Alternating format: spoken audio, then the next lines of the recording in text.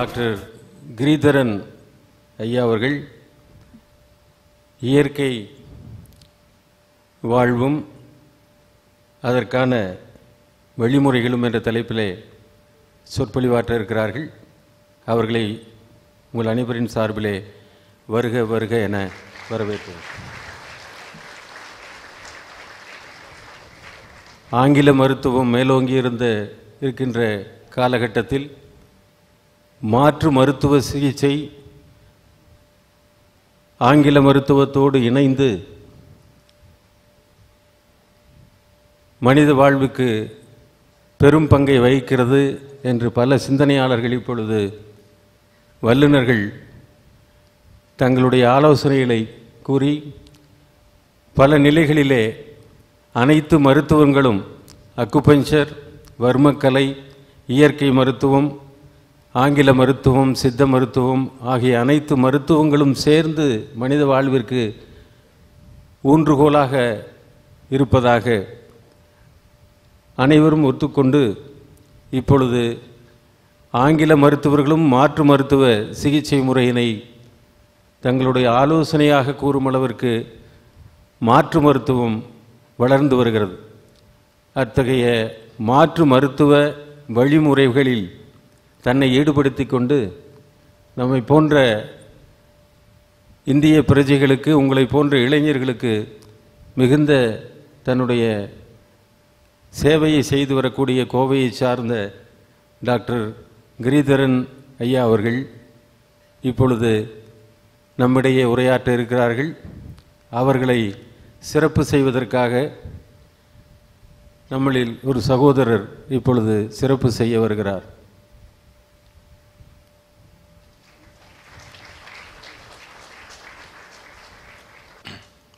அனைவருக்கும் வணக்கம். என்னுடைய பெயர் கிரிதரன். நான் கோவையில் இயற்கை மருத்துவராக இருக்கேன். இயற்கை அப்படிங்கிற பேருக்கு அப்புறம் மருத்துவம் அப்படின்னு சொல்கிறது சின்ன தப்பு தான். இயற்கைன்னு பேர் வந்தாச்சுன்னா மருத்துவமே தேவையில்லை. சரி, எதுக்காக மருத்துவம் அப்படின்னா நோய்க்காக மருத்துவம். சரி, நோய்னா என்ன அப்படின்னு ஒரு 50-60 வருஷமாக நம்ம மக்கள் மறந்து போயிட்டாங்க. 50 வருஷத்துக்கு முன்னாடி நோய் பற்றின பயம் யாருக்குமே இருந்ததில்லை. இந்த ஒரு 50-60 வருஷமாக தான் நோய் அப்படிங்கிறத பற்றி ரொம்ப பூதாகரமாக எல்லாரும் பயப்பட ஆரம்பிச்சிருக்காங்க. இதுக்கு முன்னாடிலாம் இப்போ வைத்தியம் நோயெலாம் வந்தது இல்லையா அப்படின்னா, நோய் எல்லா காலத்துலேயுமே மனிதன் பிறப்பிலிருந்து நோய்கள்லாம் வந்துட்டு தான் இருந்தது. எது நோய் எது நோய் இல்லை அப்படிங்கிற தெளிவு இந்த 50 வருஷத்தில் இல்லை.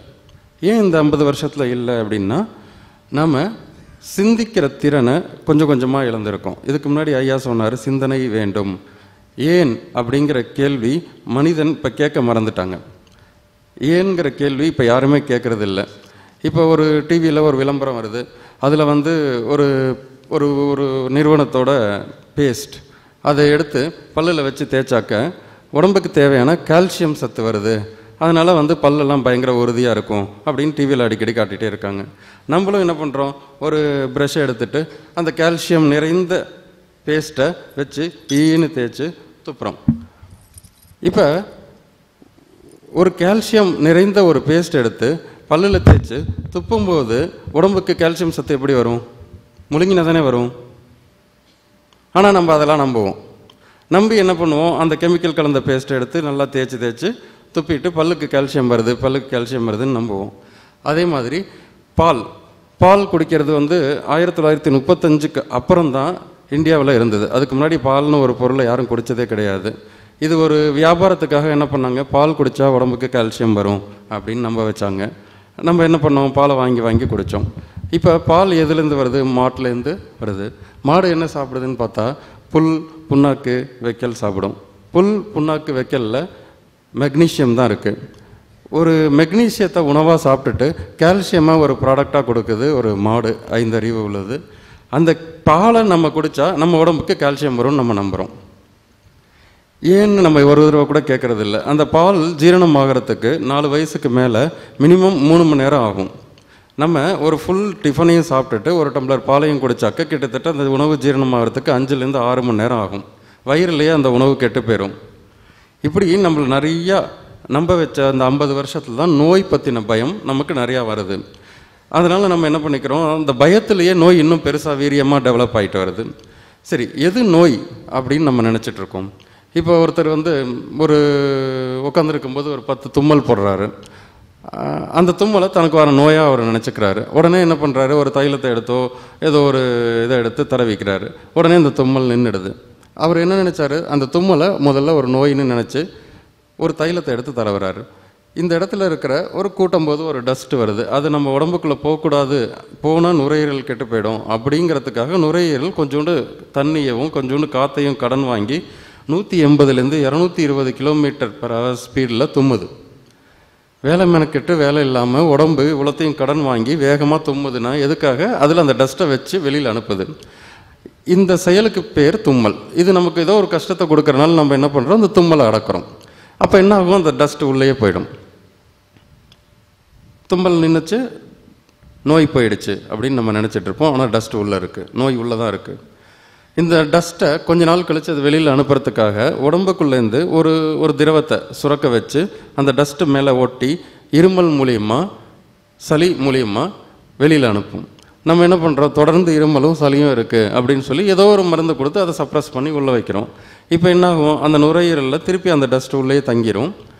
இப்போ அதுலேருந்து ஒரு 10 நாள் 15 நாள் கழித்து நமக்கான நோய் எதிர்ப்பு சக்தி கிடைக்கும்போது இது ஓரமாக வச்சு எரிக்கும்.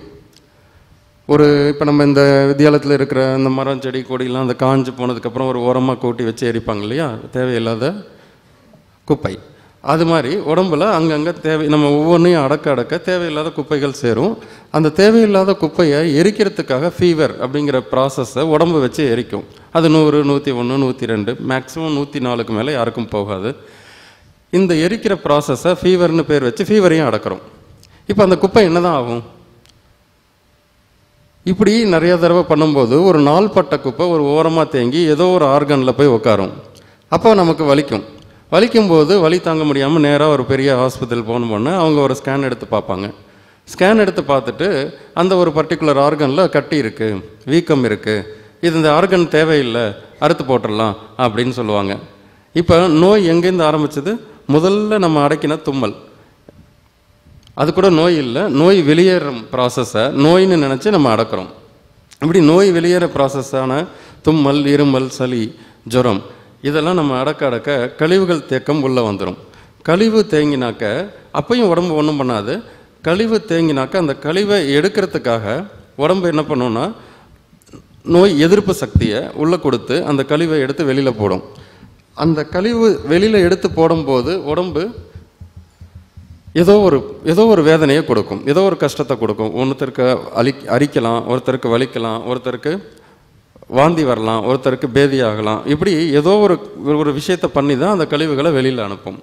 இப்போ அந்த கழிவை வெளியில் அனுப்புகிற வேலையையும் வாந்தியை நிறுத்துறது, பேதியை நிறுத்துறது, ஃபீவரை நிறுத்துறது அப்படின்னாக்க அந்த கழிவு முத்தி மிகப்பெரிய நோயாக ஒரு ஆர்கனில் ஏதோ ஒரு ஆர்கன், எந்த ஆர்கன் யாருக்கு வீக்காக இருக்கோ அந்த ஆர்கனில் போய் உட்காரும்.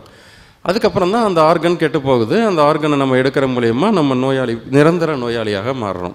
இப்படி ஒரு சாதாரண ஒரு சிந்தனை, உடம்பு தேவையில்லாமல் எந்த ஒரு பொருளையும் வெளியில் அனுப்பாது. இப்போ நான் உட்காந்துருக்கேன், இப்போ ஒரு பேனா கீழே விழுந்துருச்சுன்னு குனிகிறேன், நான் சாப்பிட்டதெல்லாம் வெளியில் வந்துடுமா? குனிஞ்சா யாருக்குமே அது மாதிரி வந்ததில்லை இல்லை. அப்போ நம்ம சாப்பிட்ருக்கோம், இப்படி உட்காந்துருக்கோம், திடீர்னு எனக்கு பெரட்டி ஒருத்தருக்கு வாமிட் வருது அப்படின்னா என்ன அர்த்தம், ஏதோ ஒரு உணவு கெட்டு போச்சு, அது உள்ளே இருந்தால் உடம்பு மொத்தமாக கெட்டு போய்டும்னு சொல்லி வாமிட் அப்படிங்கிற ப்ராசஸ் மூலிமா அது வெளியில் அனுப்புது. இல்லை அதோட அந்த விஷத்தன்மை கம்மியாக இருந்தது அப்படின்னா இன்னும் கொஞ்சம் வேலை செஞ்சு டிசென்ட்ரியாக அனுப்பிடும், அடுத்த நிலைக்கு மாற்றும். இப்போ எல்லாருக்கும் இப்போ இன்றைக்கி உட்காந்துருக்கிற ஒரு 500-1000 பேருக்கும் டிசென்ட்ரி வருதா? இல்லை, யாரோ ஒருத்தர் 2 பேருக்கு வந்திருக்கும். அது என்னென்னா அவங்க சாப்பிட்ட சாப்பாடு அவங்களுக்கு ஜெரிமானம் ஆகலை, இல்லை அதில் ஏதோ ஒரு விஷத்தன்மை கலந்துருக்கு, அது உள்ளே இருந்தால் கெட்டு போயிடும், வெளியில் அனுப்புகிற ப்ராசஸ். இப்போ சாதாரண தும்மல், இருமல், சளி, ஜுரம், வாந்தி, பேதி இதெல்லாம் உடம்போட கழிவுகள் உடம்புக்குள்ளே தங்காமல் வெளியில் அனுப்புகிற வேலையை தான் உடம்பு பண்ணுது. நம்ம அதுக்கு அனுமதி கொடுக்கணும், சப்போர்ட் பண்ணணும். அப்படி பண்ணினா உடம்புல எந்த ஒரு கழிவும் தேங்காது. கழிவுகள் தேக்கம் தான் நோய். இப்போ நோய் பற்றி நம்ம உடம்போட நோய் பற்றி நம்ம தெளிவாக புரிஞ்சுக்கிட்டா நமக்கு இப்போலேருந்து எந்த ஒரு டாக்டரும் தேவையில்லை, எந்த ஒரு மெடிக்கல் ரிப்போர்ட்டும் தேவையில்லை, எந்த ஒரு ஹாஸ்பிட்டலுக்கும் போவேன்னா நம்மளே குணப்படுத்த முடியும். ஏன்னா நமக்கு நாமே குணப்படுத்திக்க மாதிரி தான் டிசைன் ஆகிருக்கு. இப்போ காட்டில் இருக்கிற அனிமல்ஸ்லாம் ஏதாவது ஒரு வெட்டினரி டாக்டர் போய் பார்க்குதா? ஆடு மாடு புலி சிங்கம் ஏதாவது மாதம் ஏதாவது செக்கப் பண்ணுதா? ஏதாவது ரொட்டீனாக டெஸ்ட் பண்ணுதா? அதுக்கு ஏதாவது கொலஸ்ட்ரால் இருக்கா, பிபி இருக்கா, சுகர் இருக்கா, ஏதாவது ஒன்று இருக்கா? விலங்குகளுக்கு நம்மளை விட கம்மியான அறிவு இருக்குது. ஏன் அதுங்களுக்கெல்லாம் நோய் வரதில்லை? ஒரு நாய் 17 வருஷம் உயிர் வாழணும்னா கரெக்டாக 17 வருஷம் உயிர் வாழ்ந்துட்டு கரெக்டாக போயிடும். மனுஷன் மட்டும் அப்படிலாம் இருக்க மாட்டாங்க. ஏன்னா அது தன்னனோட உணர்வு நிலையில் தான் வாழும். இப்போ ஒரு ஆடை எடுத்துகிட்டு போய் அதுக்கு ஒரு ரச சாதம் ஒரு கப்பில் கொடுங்களேன், சாப்பிடாது. எந்த ஒரு ஆடுமே சாப்பாடு சாப்பிடாது. ஏன்னா அது தனக்கான உணவு எதுன்னு தெரிஞ்சு வச்சு தான் சாப்பிடும். தனக்கு எது தேவையில்லைங்கிறதுல ரொம்ப தெளிவாக இருக்கும். இப்போ ஒரு 10 ஏக்கரில் ஒரு புல் தோட்டம் இருக்குது, செடி கொடியெலாம் இருக்குது. ஒரு மாடு மேயுது. கரெக்டாக இந்த எட்ஜில் ஒரு விசைச்செடி இருக்குது. எந்த மாடாவது என்றைக்காவது ஒரு விசைச்செடியை சாப்பிட்டுட்டு வாந்தி மயக்கம் ஃபிட்ஸ் பார்த்துருக்கீங்களா? கரெக்டாக பக்கத்தில் போய் அது ஒரு இன்ச்சுக்கு பக்கத்தில் இருந்தாலும் அது தொடாது. ஒரு ஆடு 2 குட்டி போடுதுன்னு வச்சுக்கலாம். ஒரு குட்டியை அம்மாக்கிட்டே விடலாம், ஒரு குட்டியை ஒரு ரூம்குள்ளே போட்டு டெய்லி அதுக்கான கீரையோ புல்லோ கொடுக்கலாம். ஒரு மாதம் 2 மாதம் கழித்து அம்மாவோட வளர்ந்த ஆட்டுக்கு ஒரு எருக்கஞ்செடி ஒரு விஷச்செடியை கொடுங்க, ஆடு திரும்பிடும். சரி, இந்த ரூம்குள்ளே பூட்டி வச்ச ஆட்டுக்கு ஒரு செடியை கொடுங்க, அந்த ஆடும் திரும்பும். இதே நம்மளாக இருந்தாலும் என்னன்னு சாப்பிட்டு பார்ப்போம்னு சாப்பிட்டு மயக்கம் போட்டுருவோம். ஏன்னா நமக்கு எது உணவு இல்லைன்னு நமக்கு தெரியல. நம்மளோட உணவை யாரோ ஒரு டிவி விளம்பரம் பண்ணுறவங்க காட்டுறாங்க. இப்போ ஒரு பொருளை ஒரு மார்க்கெட்டில் ஒரு பொருள் இருக்குது, அதை குடிச்சாக்கா 6 அடி வளரலாம், டாலாக ஹைட்டாக ஸ்ட்ராங்காக வளரலாம் அப்படின்னு சொல்கிறாங்க. இப்போ அதை எடுத்துகிட்டு போய் ஏன் அவங்களாம் ஜப்பானில் போய் விற்க மாட்டேங்கிறாங்க? அங்கே தானே எல்லோரும் குள்ளமாக இருக்காங்க. அங்கே வைக்க முடியாது. ஏன்னா அவங்களாம் கொஞ்சம் கேள்வி கேட்பாங்க. நம்ம ஏன் அப்படின்னு ஒரு கேள்வி கேட்க மாட்டோம். ஏதாவது ஒரு விஷயத்த திரும்பி விஷுவலாக மீடியாவில் காமிச்சா நம்பிடுவோம். அதனால் அவங்க மார்க்கெட், அதுதான் இந்தியாவோட மார்க்கெட். அதனால தான் உலகத்தில் எல்லா மேலை நாடுகள்லேயும் தயாரிக்கிற பொருளை கொண்டு இந்தியாவில் சந்தை அப்படின்னு கொண்டு காட்டுவாங்க. இதுக்கு நிறைய மேஜிக்ஸ்லாம் பண்ணுவாங்க. இப்போ 1994 அதுக்கு முன்னாடி இந்தியாவில் அழகிகளே இல்லாத மாதிரியும் 94ல் ஒரு உலக அழகின்னு ஒருத்தரை இன்ட்ரடியூஸ் பண்ணி வச்சு அவங்க இந்த சோப்பு தான் குளிப்பாங்க, இந்த பவுடர் தான் போடுவாங்க, இந்த க்ரீம் தான் போடுவாங்க, இந்த ஷாம்பு தான் போடுவாங்கன்னு காமிப்பாங்க. அப்போ நம்ம என்ன பண்ணுவோம், அதெல்லாம் பார்த்துட்டு நம்மளும் அது மாதிரி ஆயிடலான்னு நினச்சி எல்லோரும் வாங்கி நம்ம அதெல்லாம் யூஸ் பண்ணும்போது அந்த பொருட்கள் ஏதாவது நம்ம நாட்டோட பொருளான்னு பாருங்கள். ஒரு சோப்பு போட்டு குளித்தா கிருமிகள் போகும் அப்படின்னு டிவியில் காட்டுறாங்க. இவ்வளோ விதமான கிருமிகள் போகும், 18 விதமான நோயெல்லாம் போயிடும் அப்படின்ட்டு. இப்போ ஒரு சோப்பு இருக்குது, அந்த சோப்பு போட்டு நம்ம குளிக்கிறோம். குளிச்சுட்டு நம்ம கிருமி போயிடுதுன்னு நம்புகிறோம். அந்த சோப்பை ஒரு உரமாக வச்சுருக்கோம். அந்த சோப்பை இன்னொருத்தர் எடுத்து போட்டால் கிருமி வருங்கிறான். அப்போ இது என்ன கொன்னுச்சு? இப்போ நான் ஒரு சோப்பு போட்டு குளிக்கிறேன், இது கிருமியை கொன்றுச்சு. அந்த சோப்பை கழுவி உரமாக வைக்கிறேன், அதை இன்னொருத்தர் எடுத்து போட்டால் நோய் தொத்திக்கும், கிருமி தொத்துங்கிறாங்க. எப்படி தொத்தும்?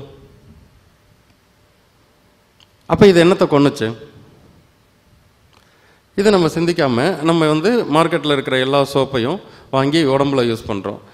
இப்போ இன்னொரு விதமான கழிவுகள், இப்போ நான் இவ்வளோ நேரம் சொன்னது சாதாரண இருமல், தும்மல், விக்கல், வாந்தி, பேதி.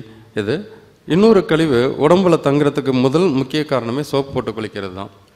சோப்பு ஒரு 30-40 வருஷத்துக்கு முன்னாடி வரையும் யாருமே போட்டதில்லை. 40 வருஷத்துக்கு முன்னாடி வரையும் அப்படின்னு ஒரு பொருள் என்னன்னே தெரியாது. எல்லோரும் ஏதோ ஒரு கடலை மாவு, ஒரு பைத்த மாவு, ஏதோ ஒன்று போட்டு குளிச்சுட்டு போயிடுவாங்க. இப்போ ஒரு சோப்பில் என்னென்னலாம் இருக்கும்? ஒரு நுரை வருது. நுரை வரத்துக்கு சோடியம் லாரைல் சல்ஃபைட், கிளிசரின், இதெல்லாம் அவங்க போடுவாங்க. இதெல்லாம் என்ன ஆகும்னா இந்த உள்ளே இருக்கிற இந்த பின் ஹோல்ஸை ஓப்பன் பண்ணாமல் மூடி வச்சிடும். நம்ம உடம்புல மிகப்பெரிய ஆர்கனே ஸ்கின் தான். தோல் மூலியமாக தான் நம்ம சுவாசிக்கிறோம். ஆக்சுவலாக தோல் மூலியமாக தான் நம்ம உடம்போட கழிவுகள் வெளியில் போகுது. மிகப்பெரிய ஆர்கன். நம்ம 6 அடி இருக்கோம்னா 6 அடிக்கு தோல் போட்டு மூடி இருக்குது. அவ்வளோ பெரிய ஆர்கன் சுவாசிக்கணும். உடம்போட கழிவுகள் வேர்வை தோரம் மூலியமாக வெளியில் வருது. சோப்பு போட்டு நல்லா பளிச்சுன்னு குளித்தோம்னாக்க என்ன ஆகுனா அந்த தோல் மூடிக்கும், சுவாசம் இருக்காது. அப்போ அந்த கழிவுகள், உடம்போட கழிவுகள் ஒரு ஓரமாக தேங்கி ஏதோ ஒரு பகுதியில் வெளியில் வர பார்க்கும். அந்த வெளியில் வரும்போது அரிப்போ, எரிச்சலோ, சொறியோ இருக்கும். அதையும் நம்ம ஒரு க்ரீம் வாங்கி அதுக்கும் பொறுமை இருக்காது. நம்ம பண்ண தப்புக்கு நமக்கான தண்டனை கிடச்சிருக்கும். அதுக்கும் பொறுமை இல்லாமல் நம்ம என்ன பண்ணியிருப்போம், ஒரு க்ரீம் வாங்கி அதையும் அடக்கி உள்ள வைப்போம். அது வேற ஒரு இடத்துல வெளியில் வரும். இப்படி தோல் நோய்கள், தோல் நோய் மட்டும் இல்லாமல் உடம்போட கழிவுகளை நிறுத்துகிற ப்ராசஸ் தான் சோப். இப்படி நம்ம இந்த ஒரு 30-40 வருஷத்தில் நிறையா நம்ம மாறி இருக்கோம். நோய் பற்றி, நோய்னா என்னென்னு தெரியல, என்ன பண்ணணும் என்ன பண்ணக்கூடாது அப்படின்னு எல்லாம் படித்தவங்க படிக்காத எல்லாருக்குமே ஒரு குழப்பம் இருக்குது. ஒன்லி பிகாஸ் ஆஃப் நம்ம அந்த மீடியா. அது மாதிரி ஒருத்தரோட அளவுகள், ஒருத்தர் இவ்வளோ ஹைட் இருக்கார், இவ்வளோ வெயிட் இருக்கணும் அப்படின்லாம் சொல்லிட்டு பரவலான ஒரு நியூஸ் இருக்குது. 6 அடி இருந்தாக்கா 75 கிலோ இருக்கணும் அப்படின்லாம் இருக்குது. அப்படிலாம் கிடையாது. உங்களோட உடம்பு, உங்களோட ஜீன், உங்களோட தாத்தா பாட்டி, உங்களோட அம்மா அப்பா படி தான் அது அமைஞ்சிருக்கும். அவங்க என்ன ஆரோக்கியமாக இருக்காங்களா, எவ்வளோ ஒல்லியாக இருந்தாலும் ஆரோக்கியமாக இருக்காங்களா, குண்டாக இருந்தாலும் ஆரோக்கியமாக இருக்காங்களா அப்படின்னு தான் பார்க்கணுமே வெளியே அளவுகளில் மாட்டக்கூடாது. இப்போ இந்தியன் மேலோட சராசரி அளவு 5, மேலோட சராசரி அளவு 5 அடி 8 அங்குலம் அப்படின்னா, நான் 5 அடி 10 அங்குலம் இருக்கேன், 2 இன்ச் அதிகமாக இருக்கேன் அப்படின்னா எனக்கு இருக்கிறது நோயா? அளவு மீறிட்டேன். இன்னொருத்தர் 5 அடி 6 அங்குலம் இருக்கார், 2 இன்ச் கம்மியாக இருக்குது, அது ஒரு நோயா? இப்போ சராசரிங்கிறது ஒரு 1000 பேரை கூப்பிட்டு 1000 பேரோட ஹைட்டை வச்சு 1000ஆல் வகுத்துட்டா அது சராசரி. அப்படி பார்த்தா சராசரி அப்படின்னு ஒன்றுமே கிடையாது. நம்ம எல்லாரும் ஒரு ரிப்போர்ட்டை பார்த்துக்குவோம். உலகம் முழுக்க 700 கோடி பேர் இருக்காங்கன்னா 700 கோடி பேருக்கும் பிளட்டோட சராசரி இப்படி தான் இருக்கும் அப்படின்னு அவங்க ஒரு ரிசல்ட் கொடுத்துருப்பாங்க. நம்ம குடுகுடுன்னு ஓடி போய் அந்த ரிப்போர்ட்டை பார்த்துட்டு எனக்கு இந்த மாதிரி சராசரியில் இல்லை, எனக்கு ஒரு நோய் இருக்குன்னு நம்மளாம் நம்பி, இப்போ ஐயா சொன்ன மாதிரி மருந்து மாத்திரையெல்லாம் 50% தான் வேலை செய்யும். அது எந்த மருத்துவமாக இருந்தாலும். மீதி 50% அவங்கவுங்க உடம்பு தான் அவங்கள காப்பாற்றும். பிளாசிபோ எஃபெக்ட்னு பேர். ஒரு மெடிக்கல் ரிப்போர்ட்டை பார்த்துட்டு அதில் நம்மளோட அளவுகள் மாறி இருந்ததுன்னு நம்ம நம்பிட்டோம்னா உள்ள அதுக்கு தகுந்த மாதிரி அளவுகள் மாறும். எப்படின்னா, உடம்புல நோய் வரத்துக்கு முன்னாடி மனசில் தான் நோய் வரும், மனசில் நோய் வரத்துக்கு முன்னாடி குணத்தில் தான் நோய் வரும். எப்படின்னு சொல்கிறேன். இப்போ நீங்கள் உங்களோட ஒரு பெட்ரூம் நல்லா தூங்கிட்டு இருக்கீங்க. அந்த தூக்கம் பயங்கரமான டீப் ஸ்லீப். ஒரு ஏசி போட்டு தூங்குறீங்க, 22 டிகிரியில் ஏசி போட்டு பிளாங்கெட்ஸ்லாம் போட்டு நல்லா தூங்கிட்டு இருக்கீங்க. இந்த தூக்கத்தில் ஒரு கனவு வருது. அந்த கனவில் நீங்கள் ஒரு மலை ஏறிட்டுருக்கீங்க, தனியாக ஒரு மலை ஏறிட்டுருக்கீங்க. மலை ஏறும்போது திடீர்னு ஏதோ சலசலன்னு சத்தம் கேட்குது. பின்னாடி திரும்பி பார்க்குறீங்க, ஒரு 20-25 அடியில் ஒரு புலி உங்களை பார்த்துட்ருக்கு. நீங்கள் ரொம்ப வேகமாக மலை ஏறுறீங்க பயந்துட்டு, புலி உங்களை துரத்துது. இன்னும் வேகமாக, புலியை விட வேகமாக மேலே ஏறுறீங்க, புலி உங்களை பயங்கரமாக துரத்திட்டு இருக்கு. அப்படி நீங்கள் வளைஞ்சு செடி கொடியெல்லாம் பிடிச்சி வேகமாக ஏறிட்டீங்க. இப்போ மலையோட உச்சியில் நிற்கிறீங்க. ஒரு ஜம்ப் அடிக்கலான்னு பார்த்தா கீழே 1000 அடி பள்ளமாக இருக்குது. அச்சுச்சோ அப்படின்னு திரும்புறீங்க, 25 அடியில் புலி நிற்கிது. இப்போ நீங்கள் தூங்குவீங்க? யாருமே தூங்க முடியாது. படாருன்னு எந்திரிச்சிருவீங்க. எந்திரிச்ச உடனே அந்த பிளாங்கெட்ஸை உருவிட்டு அப்படி பெருசாக மூச்சு வாங்குவோம். இங்கெல்லாம் பொட்டாக வேர்த்திருக்கும், தண்ணி தாகம் இருக்கும். உடனே தண்ணி எடுத்து ஒரு 1/2 லிட்டர் மடன்னு குடிச்சிட்டு வேர்வையெல்லாம் தொடச்சிட்டு அதுக்கப்புறமா 10 நிமிஷம் கழித்து அமைதியாக படுப்பீங்க. இப்போ நீங்கள் படுத்திருந்தீங்க, அதுவும் ஏசி போட்டு 22 டிகிரியில் படுத்திருக்கீங்க, கம்ஃபர்டபுளாக தூங்கிட்டு இருக்கீங்க. புலி துரத்துறதா உங்கள் மனசு நம்பிச்சு, உங்கள் மனசு நம்பிச்சு. அந்த நம்பிக்கையை கனவுல நீங்கள் ஓடுறீங்க. ஓடும்போது ஆனால் படுத்துட்டு இருக்கீங்க. மனசு மட்டும்தான் அந்த காட்சியை பார்த்துட்ருக்கு, நம்பிட்டுருக்கு.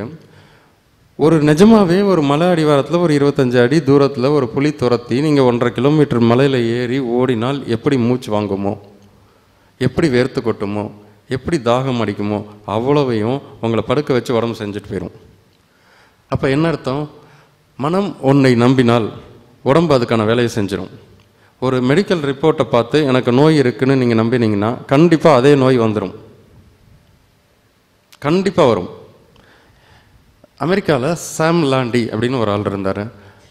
அவரோட பண்ணை வீட்டில் அவர் தனியாக இருக்கார். பண்ணை வீடு, ஏதோ மாடு வீடெல்லாம் வச்சுருப்பார், சாப்பிடுவார், போவார், வருவார். அவருக்கு திடீர்னு உணவு முழுங்கிறதுல ஒரு சிக்கல். அவர் ஒரு டாக்டர்கிட்ட போய் பார்க்குறாரு. அந்த டாக்டர் அவரோட பிளட்டு எல்லாத்தையும் டெஸ்ட் பண்ணிவிட்டு, உனக்கு பிளட் கேன்சர் இருக்குது, இன்னும் 3 வாரத்தில் செத்து போயிடுவேன், என்ன பார்க்கணுமோ பார்த்துக்கோ அப்படின்ட்டாரு. அவர் அந்த ரிப்போர்ட்டை பார்த்துட்டு தனக்கு வியாதி இருக்குது, வாயில் கேன்சர் இருக்குது, த்ரோட்டில், அதனால் அதை உண்மைன்னு நம்பிட்டார். அதனால் அவர் என்ன பண்ணார், தன்னோட இயல்பு வாழ்க்கையிலேருந்து மாறி வெளியில் வராமல் வீட்டுக்குள்ளேயே முடங்கி 3 வாரம் கழித்து அதே மாதிரி போயிட்டார்.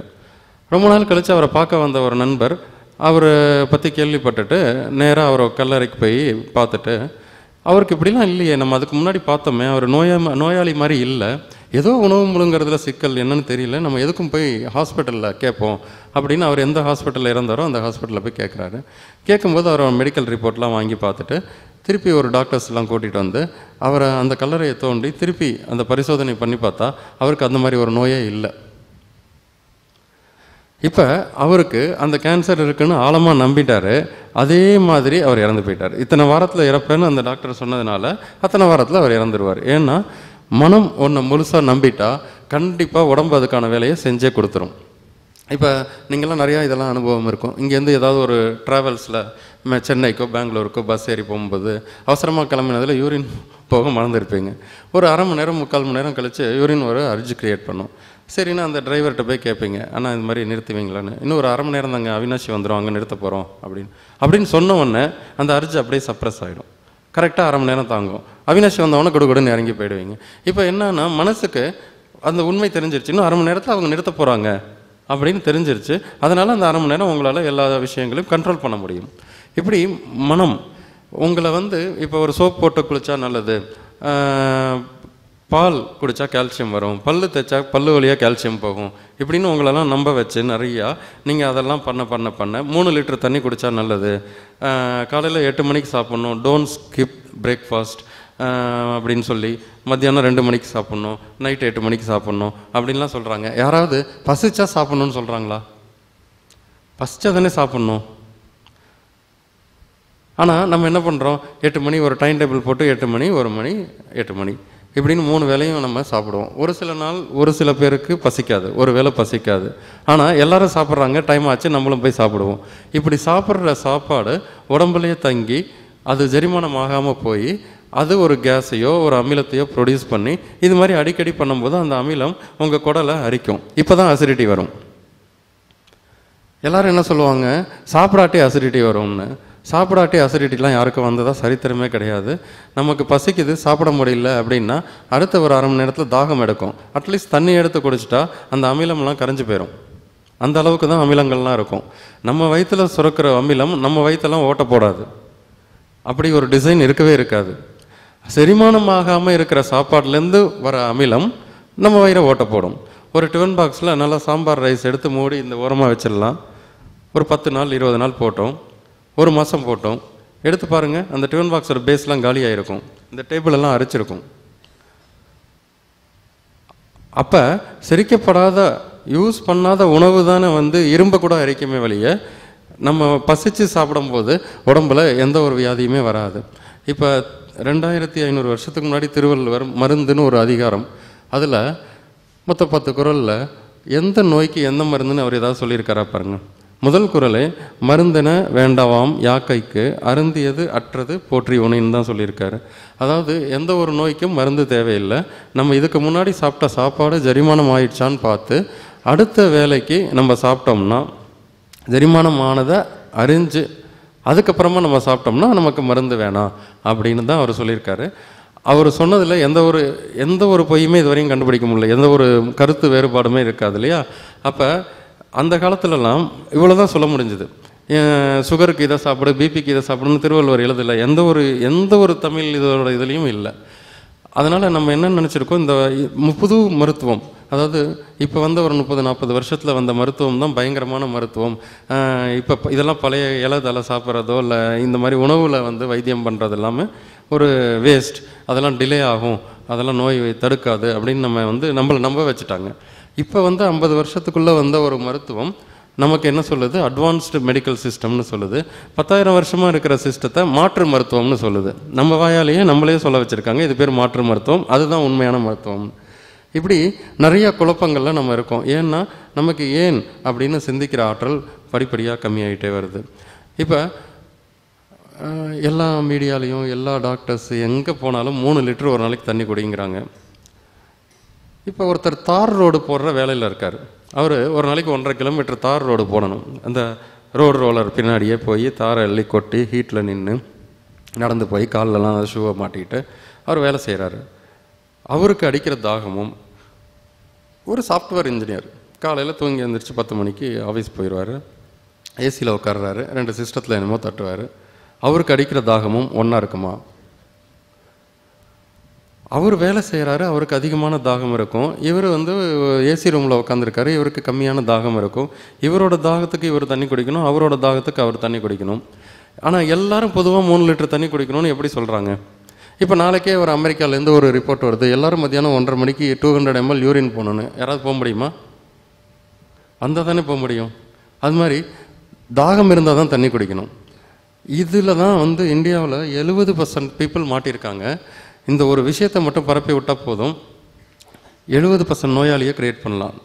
இப்போ மழை பெஞ்சால் நல்லது. இப்போ கேரளாவில் மழை பெஞ்சது நல்லதா? வெள்ளம் வந்தது. ஏன்னா பூமி எவ்வளோ சூடோ அந்த சூடுக்கு அளவாக மழை பெஞ்சால் பூமி எடுத்துக்கும். அதுக்கு மேலே பெஞ்சால் பூமி தூக்கி விட்டுரும், மேலே நிறுத்திடும். அதே மாதிரி உடம்புக்கு, ஒவ்வொரு உடம்புக்கும் எவ்வளோ தாகமோ அதளவுக்கு தான் தண்ணி குடிக்கணும். அதுக்கு மீறி குடித்தா உடம்பு எடுத்துக்காது, மேலே நிறுத்திடும். உடம்புல அங்கங்கே நீர் தேக்கம் இருக்கும். அந்த நீர் உங்கள் ரத்தத்தில் நீராக சேர்ந்துடும், அதாவது மாய்ச்சராக சேர்ந்து உங்களை சோர்வாக்கிறோம். உங்களுக்கு என்னென்ன வியாதி இருக்கோ அது இருக்குது, ஒரு 1500 வியாதி இருக்குது, அதுக்கு பேர் சொல்லலாம். அவ்வளோ வியாதியும் அதனால தான் வருது. அதனால் ஒவ்வொரு மனிதனும் ஒவ்வொருத்தரும் தனித்தனி.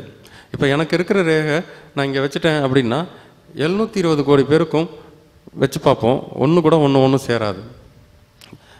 எனக்கு இருக்கிற தாகம், எனக்கு இருக்கிற பசி வேறு, உங்களுக்கு இருக்கிற தாகம், உங்களுக்கு இருக்கிற பசி வேறு. உங்கள் பசிக்கு நீங்கள் சாப்பிட்ணும், உங்கள் தாகத்துக்கு நீங்கள் தண்ணி குடிக்கணும். எல்லாரும் ஒரே மாதிரி சாப்பிட்ணும் அப்படின்லாம் கிடையாது. பசிக்கும் போது நீங்கள் எதை சாப்பிட்டாலும் உங்களுக்கு என்ன தேவையோ அதுவாக மாற்றக்கூடிய ஆற்றல் உங்கள் உடம்புக்கு இருக்கும், எல்லா உடம்புக்கும் இருக்கும். இப்போ நம்ம படிக்கிறோம் பொதுவான சயின்ஸ், நம்ம படிக்கிறது மாடர்ன் சயின்ஸ். இந்த மாடர்ன் சயின்ஸில் என்ன சொல்லுவோம்? புல், செடி, இலைகள், இதில் ஃபேட் இருக்கா? இல்லை. புல்லுலேயும் ஒரு செடியிலையும் கொழுப்பு கிடையாது அப்படின்னு தான் படிக்கிறோம். ஒரு ஆடு என்ன சாப்பிடுது? புல், இலைதலை சாப்பிடுது. இந்த ஆடை அந்த கடையிலலாம் வச்சுருக்காங்க, ஃபுல்லாக கொழுப்பாக தானே இருக்குது. அந்த கொழுப்பு எங்கேருந்து வந்தது? ஆட்டுக்குள்ளே இருந்த கொழுப்பு எங்கேருந்து வந்தது? அது வெறும் இலையை தானே சாப்பிட்டது. அப்படின்னா வெறும் இலையவே சாப்பிட்டா கூட ஆட்டுக்கு கொழுப்பு வேணுங்கிறதுக்காக இலையவே கொழுப்பாக மாற்றக்கூடிய ஆற்றல் ஆட்டுக்கே உண்டு. அப்போ பசிக்கும் போது, ஆடு மாடு எல்லாரும் பசிக்கும் போது தான் சாப்பிடுவாங்க, நம்ம மட்டும்தான் டைம் பார்த்து சொல்லுவோம். அப்படின்னா உங்களுக்கு பசிக்குதான்னு அந்த அஜந்தா வால் கிளாக்குக்கு எப்படி தெரியும்? நேரத்துக்கு சாப்பிடுன்னு சொன்னாங்க. நேரம்னா பசிக்கிற நேரம், கடிகாரம் காட்டுற நேரம் இல்லை. ஒவ்வொருத்தருக்கும் ஒவ்வொரு விதமான பசி இருக்கும். உங்களுக்கு பசிக்கிறது அந்த வாட்சுக்கு எப்படி தெரியும்? எல்லாரும் அந்த வாட்சை பார்த்து, ஒருவேளை அந்த வாட்ச் வேகமாக ஓடிடுச்சுன்னா குடுகுடுன்னு போய் சாப்பிடுவீங்க, இல்லை ஓடவே இல்லைன்னாக்க சாப்பிடவே மாட்டீங்க. நம்மளோட பசியை வாட்சுக்கிட்ட கொடுத்துட்டோம், கடிகாரத்துக்கிட்ட. அப்போ நம்ம இந்த ஒரு 30-40 வருஷத்தில் பயங்கரமான ஒரு குழப்பத்தில், 40-50 வருஷத்தில் பயங்கரமான ஒரு குழப்பத்தில் மாறிட்டோம். இந்த குழப்பம் தான் நோய். இந்த நோயோட நான் இப்போ இவ்வளோ நேரம் பேசினது எல்லாமே உடலில் வர நோய்கள். இப்போ மனசில் வர நோய்கள். இப்போ முதவே சொன்ன மாதிரி ஒரு மனுஷன் தனக்கு ஏதோ ஒரு நோய் இருக்குது, நோய் பற்றின வேண்டாத கற்பனைகள் அதெல்லாம் பண்ணிவிட்டு அவர் உட்காந்துருந்தாருன்னா கொஞ்ச நாளில் கண்டிப்பாக அவர் என்ன கற்பனை பண்ணாரோ அதே நோய் சேரும். அதே நோய் அப்படியே வரும். அது எப்படின்னு கேட்டாக்க, இப்போ நான் முதல் சொன்னேன் சாம்லாண்டின்னு அவர் சொன்னேன், தூங்கும்போது உங்களுக்கு ஒரு கனவு வந்ததுன்னா உங்கள் உடம்பை வேர்த்து கொட்டுறது. அதே மாதிரி உங்கள் உள்ளுறுப்புகள். இப்போ ஒருத்தருக்கு பிரியாணி பிடிக்கும் அப்படின்னாக்க, பிரியாணின்னு நினச்ச ஒன்று நாக்கில் உமிழ் நீர் சுரக்குது இல்லையா? இப்போ ஒருத்தருக்கு ஒரு பொருள், ஒரு உணவு, உப்புமா பிடிக்காது அப்படின்ன உடனே பாருங்கள் உமிழ் நீரே சுரக்காது, ஐயா வேணான்றுவாங்க. எவ்வளோ பசி இருந்தாலும் எனக்கு இது வேண்டாம், நான் இதை சாப்பிட மாட்டேன் அப்படின்னு என்ன அர்த்தம்? உங்கள் எண்ணம் உற்பத்தி ஆகும்போதே உங்கள் உடம்புல அதுக்கான வேலைகள் நடந்துடும். அப்போ எண்ணம் எங்கேருந்து உற்பத்தி ஆகுதுன்னா மனசுலேருந்து தான் உற்பத்தி ஆகும். அப்போ மனமில் என்னென்னலாம் வியாதிகள் வரும் அப்படின்னா 2 விதமான வியாதிகள் தான் மனம் இருக்கும். ஒன்று பிளாசிபோ எஃபெக்ட், இன்னொன்று நாசிபோ எஃபெக்ட். இப்போ பிளாசிபோ எஃபெக்ட்னா நமக்கு ஏதாவது ஒரு நோய் இருந்தால் கூட நமக்கு ஒன்றும் இல்லைன்னு நீங்கள் நினச்ச அடுத்த செகண்ட் அது ஒன்றும் இல்லாமல் போகும். நமக்கு ஒன்றுமே இல்லைன்னா கூட நமக்கு ஏதோ ஒன்று இருக்கோ அப்படின்னு நீங்கள் குழம்பினீங்கன்னா கண்டிப்பாக அது சம்மந்தமான நோய்கள் வரும். இதுதான் பிளாசிபோ நாசிபோ எஃபெக்ட். இதை வச்சு பயங்கரமான ஆராய்ச்சிகள்லாம் பயங்கரமாக ரஷ்யாவில், ஜெர்மனியில், ஜப்பானில் இது மாதிரி எல்லாம் பண்ணியாச்சு. அதனால் நோய் பற்றின பயம் இல்லாமல் இருக்கிறது தான் நல்ல விஷயம். நோய் பற்றின தெளிவு இருக்கணும். நோய் வரவே வராது அப்படின்லாம் இல்லை. நான் சொன்ன மாதிரி நோயே வந்தது இல்லை. என்னென்னா நோய்க்கு முன்னாடி ஒரு ஸ்டேஜ் இருக்குது, அதுதான் கழிவுகள் தேக்கம். அந்த கழிவு வெளியில் போகிறத தான் நோயின்னு நம்ம நினைக்கிறோம். அந்த கழிவு வெளியில் போகிறத நம்ம வந்து அலோவ் பண்ணிட்டா நோய் நம்மளை விட்டு போகும். அந்த கழிவு வெளியில் போகிறத நிறுத்துகிற வேலைகள் வந்து இந்த மருத்துவங்கள்லாம் பண்ணுது. நமக்கு என்னென்னா பொறுமை. ஒரு நோய் நம்மக்கிட்டேருந்து வெளியில் போகணுன்னா நமக்கு என்ன வேணும்னா பொறுமை வேணும். இப்போ தமிழில் வந்து நோயாளி அப்படின்னு சொல்கிறோம், இங்கிலீஷில் பாருங்கள் பேஷண்ட்ஸ் அப்படின்னு சொல்கிறோம். ஆக்சுவலாக இங்கிலீஷில் என்னன்னு சொல்லணும், சிக் பீப்புள்னு சொல்லணும். ஆனால் ஏன் பேஷண்ட்ஸ்னு சொல்கிறோம்? அவருக்கு பொறுமை வேண்டுபவர், அவருக்கு அந்த பொறுமை வேணும். பொறுமை இல்லாதனால அவர் பேஷண்ட் ஆகிட்டார், நோயாளி ஆகிட்டார், சிக் ஆகிட்டார். அப்போ உடம்பு ஏதோ ஒரு பொருள் உள்ளே போயிடுச்சு, ஏதோ ஒரு வேலையை செய்யணும்னா அதுக்கான டயத்தை அதை எடுத்து தான் பண்ணோம். அந்த டைம் வரையும் நம்ம பொறுமையாக இருந்தோம்னா நோய் நம்மளை விட்டு போயிடும். அந்த பொறுமை இல்லை அப்படின்னா நம்ம தான் நோயாளி. அதனால தான் இங்கிலீஷில் வந்து பேஷண்ட்ஸ்னு பெயர் வச்சுருக்காங்க. சிக்குன்னு சொல்கிறது இல்லை, பேஷண்ட்ஸ் அப்படின்னு சொல்கிறாங்க. இப்போ உடம்பு, மனசு. இப்போ உடம்பில் வர நோய்கள் வராமல் இருக்கணும் அப்படின்னா மொத்தம் 3 விஷயத்தை நம்ம கடைப்பிடிக்கணும். பசி, தாகம், ஓய்வு, அது அடுத்தபடியாக தூக்கம். இது ரெண்டும் சேர்த்து ஒன்று தான். பசி, தாகம், தூக்கம். சரி, பசி நமக்கு எதுக்காக பசிக்குது? நம்ம உட்காந்துருக்கோம், இல்லை வேலை செய்கிறோம். நம்ம சாப்பிட்ட சாப்பாட்டில் இருக்கிற குளுக்கோஸ், எனர்ஜி, சக்தி வீணாக போயிடுது, செலவாயிடுது. அடுத்தது உயிரோடு இருக்கணும், அடுத்தது இயங்கணும், அடுத்தது வேலை செய்யணும். இதுக்காக நமக்கு இன்னும் கொஞ்சம் குளுக்கோஸ் வேணுங்கிற விஷயத்தை உணர்த்துறதுக்கு பேர் தான் பசி. அப்படி உணர்த்தும் போது உடம்புல ஒவ்வொரு செல்களும், வயிறோட ஒவ்வொரு செல்களும், செரிமான மண்டலத்தில் இருக்கிற ஒவ்வொரு செல்களும் துடிப்பாக முழிச்சிருக்கும். இதுக்கு பேர் தான் பசி. இப்போ நம்ம சாப்பிட்டோம்னா அவ்வளவும், நீங்கள் என்னத்தை சாப்பிட்டாலும் சரி, அவ்வளவும் அப்படியே உள்வாங்கும். உள்வாங்கி ஜீரணமாகி சக்தியாக கொடுத்து அடுத்து நீங்கள் இயங்கிறதுக்கு தேவையான விஷயத்தை கொடுக்கும். ரெண்டாவது, எப்போ சாப்பிட்லாம்? டயத்துக்கா, பசிக்கிற போதா அப்படின்னா கண்டிப்பாக பசிக்கும்போது மட்டும்தான் சாப்பிடணும். ரெண்டாவது, தாகம்.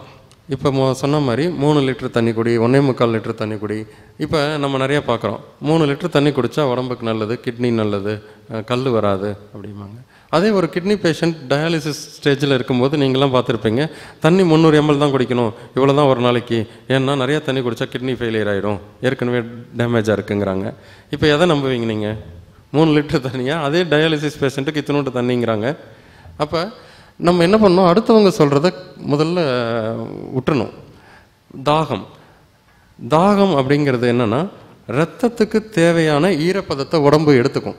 உங்கள் ரத்தத்துக்கு எவ்வளோ ஈரப்பதம், மாய்ச்சர் வேணும் அப்படிங்கிறத அறிவிக்கும். எங்கே அறிவிக்கும்? உதடு, நாக்கு, தொண்டை. இப்போ நம்ம எல்லோரும் ஓடுவோம், இந்த கிரவுண்டு ஃபுல்லாக சுற்றி ஓடுவோம். ஓடி முடித்தோடனே நீங்கள் ஒருத்தட்ட இன்னொருத்தட்டையும் என்ன பேசுவீங்க? எனக்கு வாயெல்லாம் காஞ்சி போச்சு, நாக்கெல்லாம் வறண்டு போயிடுச்சு, தொண்டையெல்லாம் ட்ரையாக இருக்குது, தாகமாக இருக்குது, தண்ணி வேணும் அப்படின்னு தானே கேட்பீங்க. யாராவது வயிற்றுலலாம் தாகமாக இருக்குன்னு கேட்பீங்களா? ஆனால் நம்ம குடிக்கும்போது எப்படி குடிப்போம்னா, இதை அப்படியே ஓப்பன் பண்ணி கடன்னு வயிற்றில் குடிச்சிட்டு ஃபுல் பாட்டிலையும் குடிச்சிட்டு ஃபுல்லாக குடிச்சாச்சு. ஆனால் தாகம் அடங்கவே இல்லை. எப்படி அடங்கும்? அடங்கவே அடங்காது. தாகம் உங்கள் ரத்தத்துக்கு ஓடினால உங்கள் முட்டிக்காலில் வேர்த்து கொட்டி முட்டிக்காலில் இருக்கிற மாய்ச்சல் வெளியில் போச்சுன்னா கூட தாகம் வாயில் தான் கேட்கும். உதடு, நாக்கு, தொண்டை இதை நினச்சி நீங்கள் தண்ணி குடித்தாதான் அந்த தண்ணி உடம்புல ஒட்டும். அந்த தண்ணி ரத்தத்துக்கு ஜெரிமானமாகி ரத்தத்துக்கு போய் எங்கே உங்களுக்கு மாய்ச்சல் வேணுமோ அங்கே கொண்டு போய் கொடுத்துரும். இப்போ தாகமே இல்லாமல் நீங்கள் 3 லிட்டர் தண்ணி குடிக்கிறீங்க. இப்போ ஒரு எக்ஸாம்பிளுக்கு, இது கலர்லெஸ் லிக்விட். இது மாதிரி ஒரு 3 லிட்டர் எடுத்து ஒருத்தர் குடிக்கிறாரு. அவருக்கு யூரின்ங்கிற ப்ராசஸில் இந்த கலர்லெஸ் லிக்விட் வெளியில் வரும்.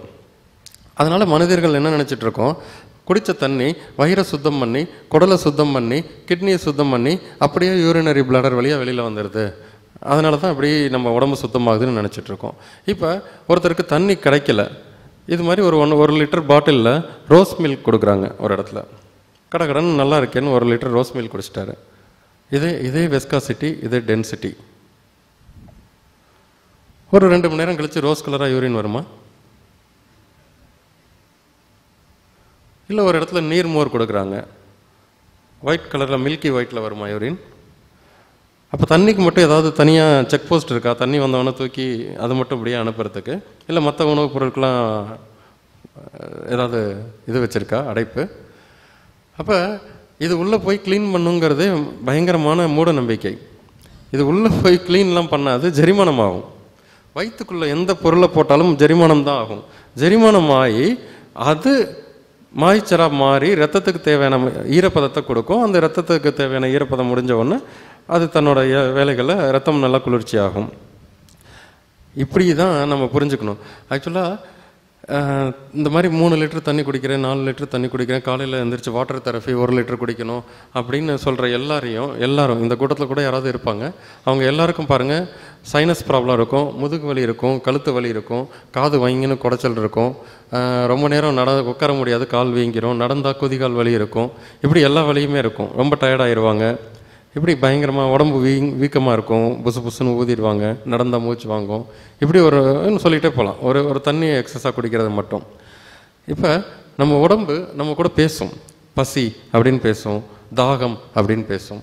சரி, இன்னொன்று பேசும் ரொம்ப முக்கியமாக, ஓய்வு. எல்லா பெரிய நோய்க்கும் முதல் அறிகுறி களைப்பும் சோர்வும் தான். களைப்பாக இருக்கும், சோர்வாக இருக்கும். இந்த களைப்பு சோர்வு அது கேன்சராக இருக்கட்டும், அது ஃபீவராக இருக்கட்டும். ஒருத்தர் நல்லா இருப்பார், திடீர்னு ரொம்ப அப்படியே டயர்டாகிடுவார், எதுக்கு எடுத்தாலும் நாளைக்கு பார்த்துக்கலாம் படுத்தே இருப்பார். இந்த களைப்பும் சோர்வும் தான் நாளைக்கு நம்ம வரக்கூடிய நோயை இன்றைக்கி அறிவிக்கும். இது 3வது லாங்குவேஜ், பாடி லாங்குவேஜில் 3வது விஷயம். ஒன்று பசி, 2வது தாகம், 3வது ஓய்வு. அவர் அந்த சோர்வாக இருக்கும்போது ஓய்வு எடுத்தார்னா அவருக்குள்ளே என்ன நோய் இருந்தாலும் சரியாகும்.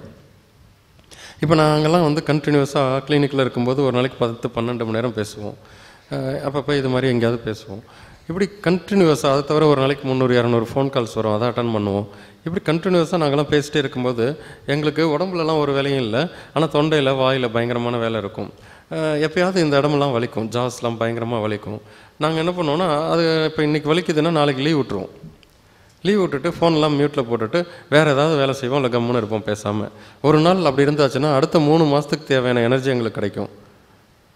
அப்போ அன்றைக்கி மட்டும் எனக்கு முக்கியமான மீட்டிங் இருக்குது, நான் பேஷண்ட் பார்த்தே ஆவேன்னு 40-50 பேரை ஒரு நாளைக்கு பார்த்தாக்க, அடுத்த ஒரு 4 நாள் இப்படி பண்ணினேன்னா கண்டிப்பாக அது என்னை படுக்க வச்சு 1 வாரத்துலேயே 1 மாதம் ஆகும் இந்த குரல் திருப்பி வரத்துக்கு.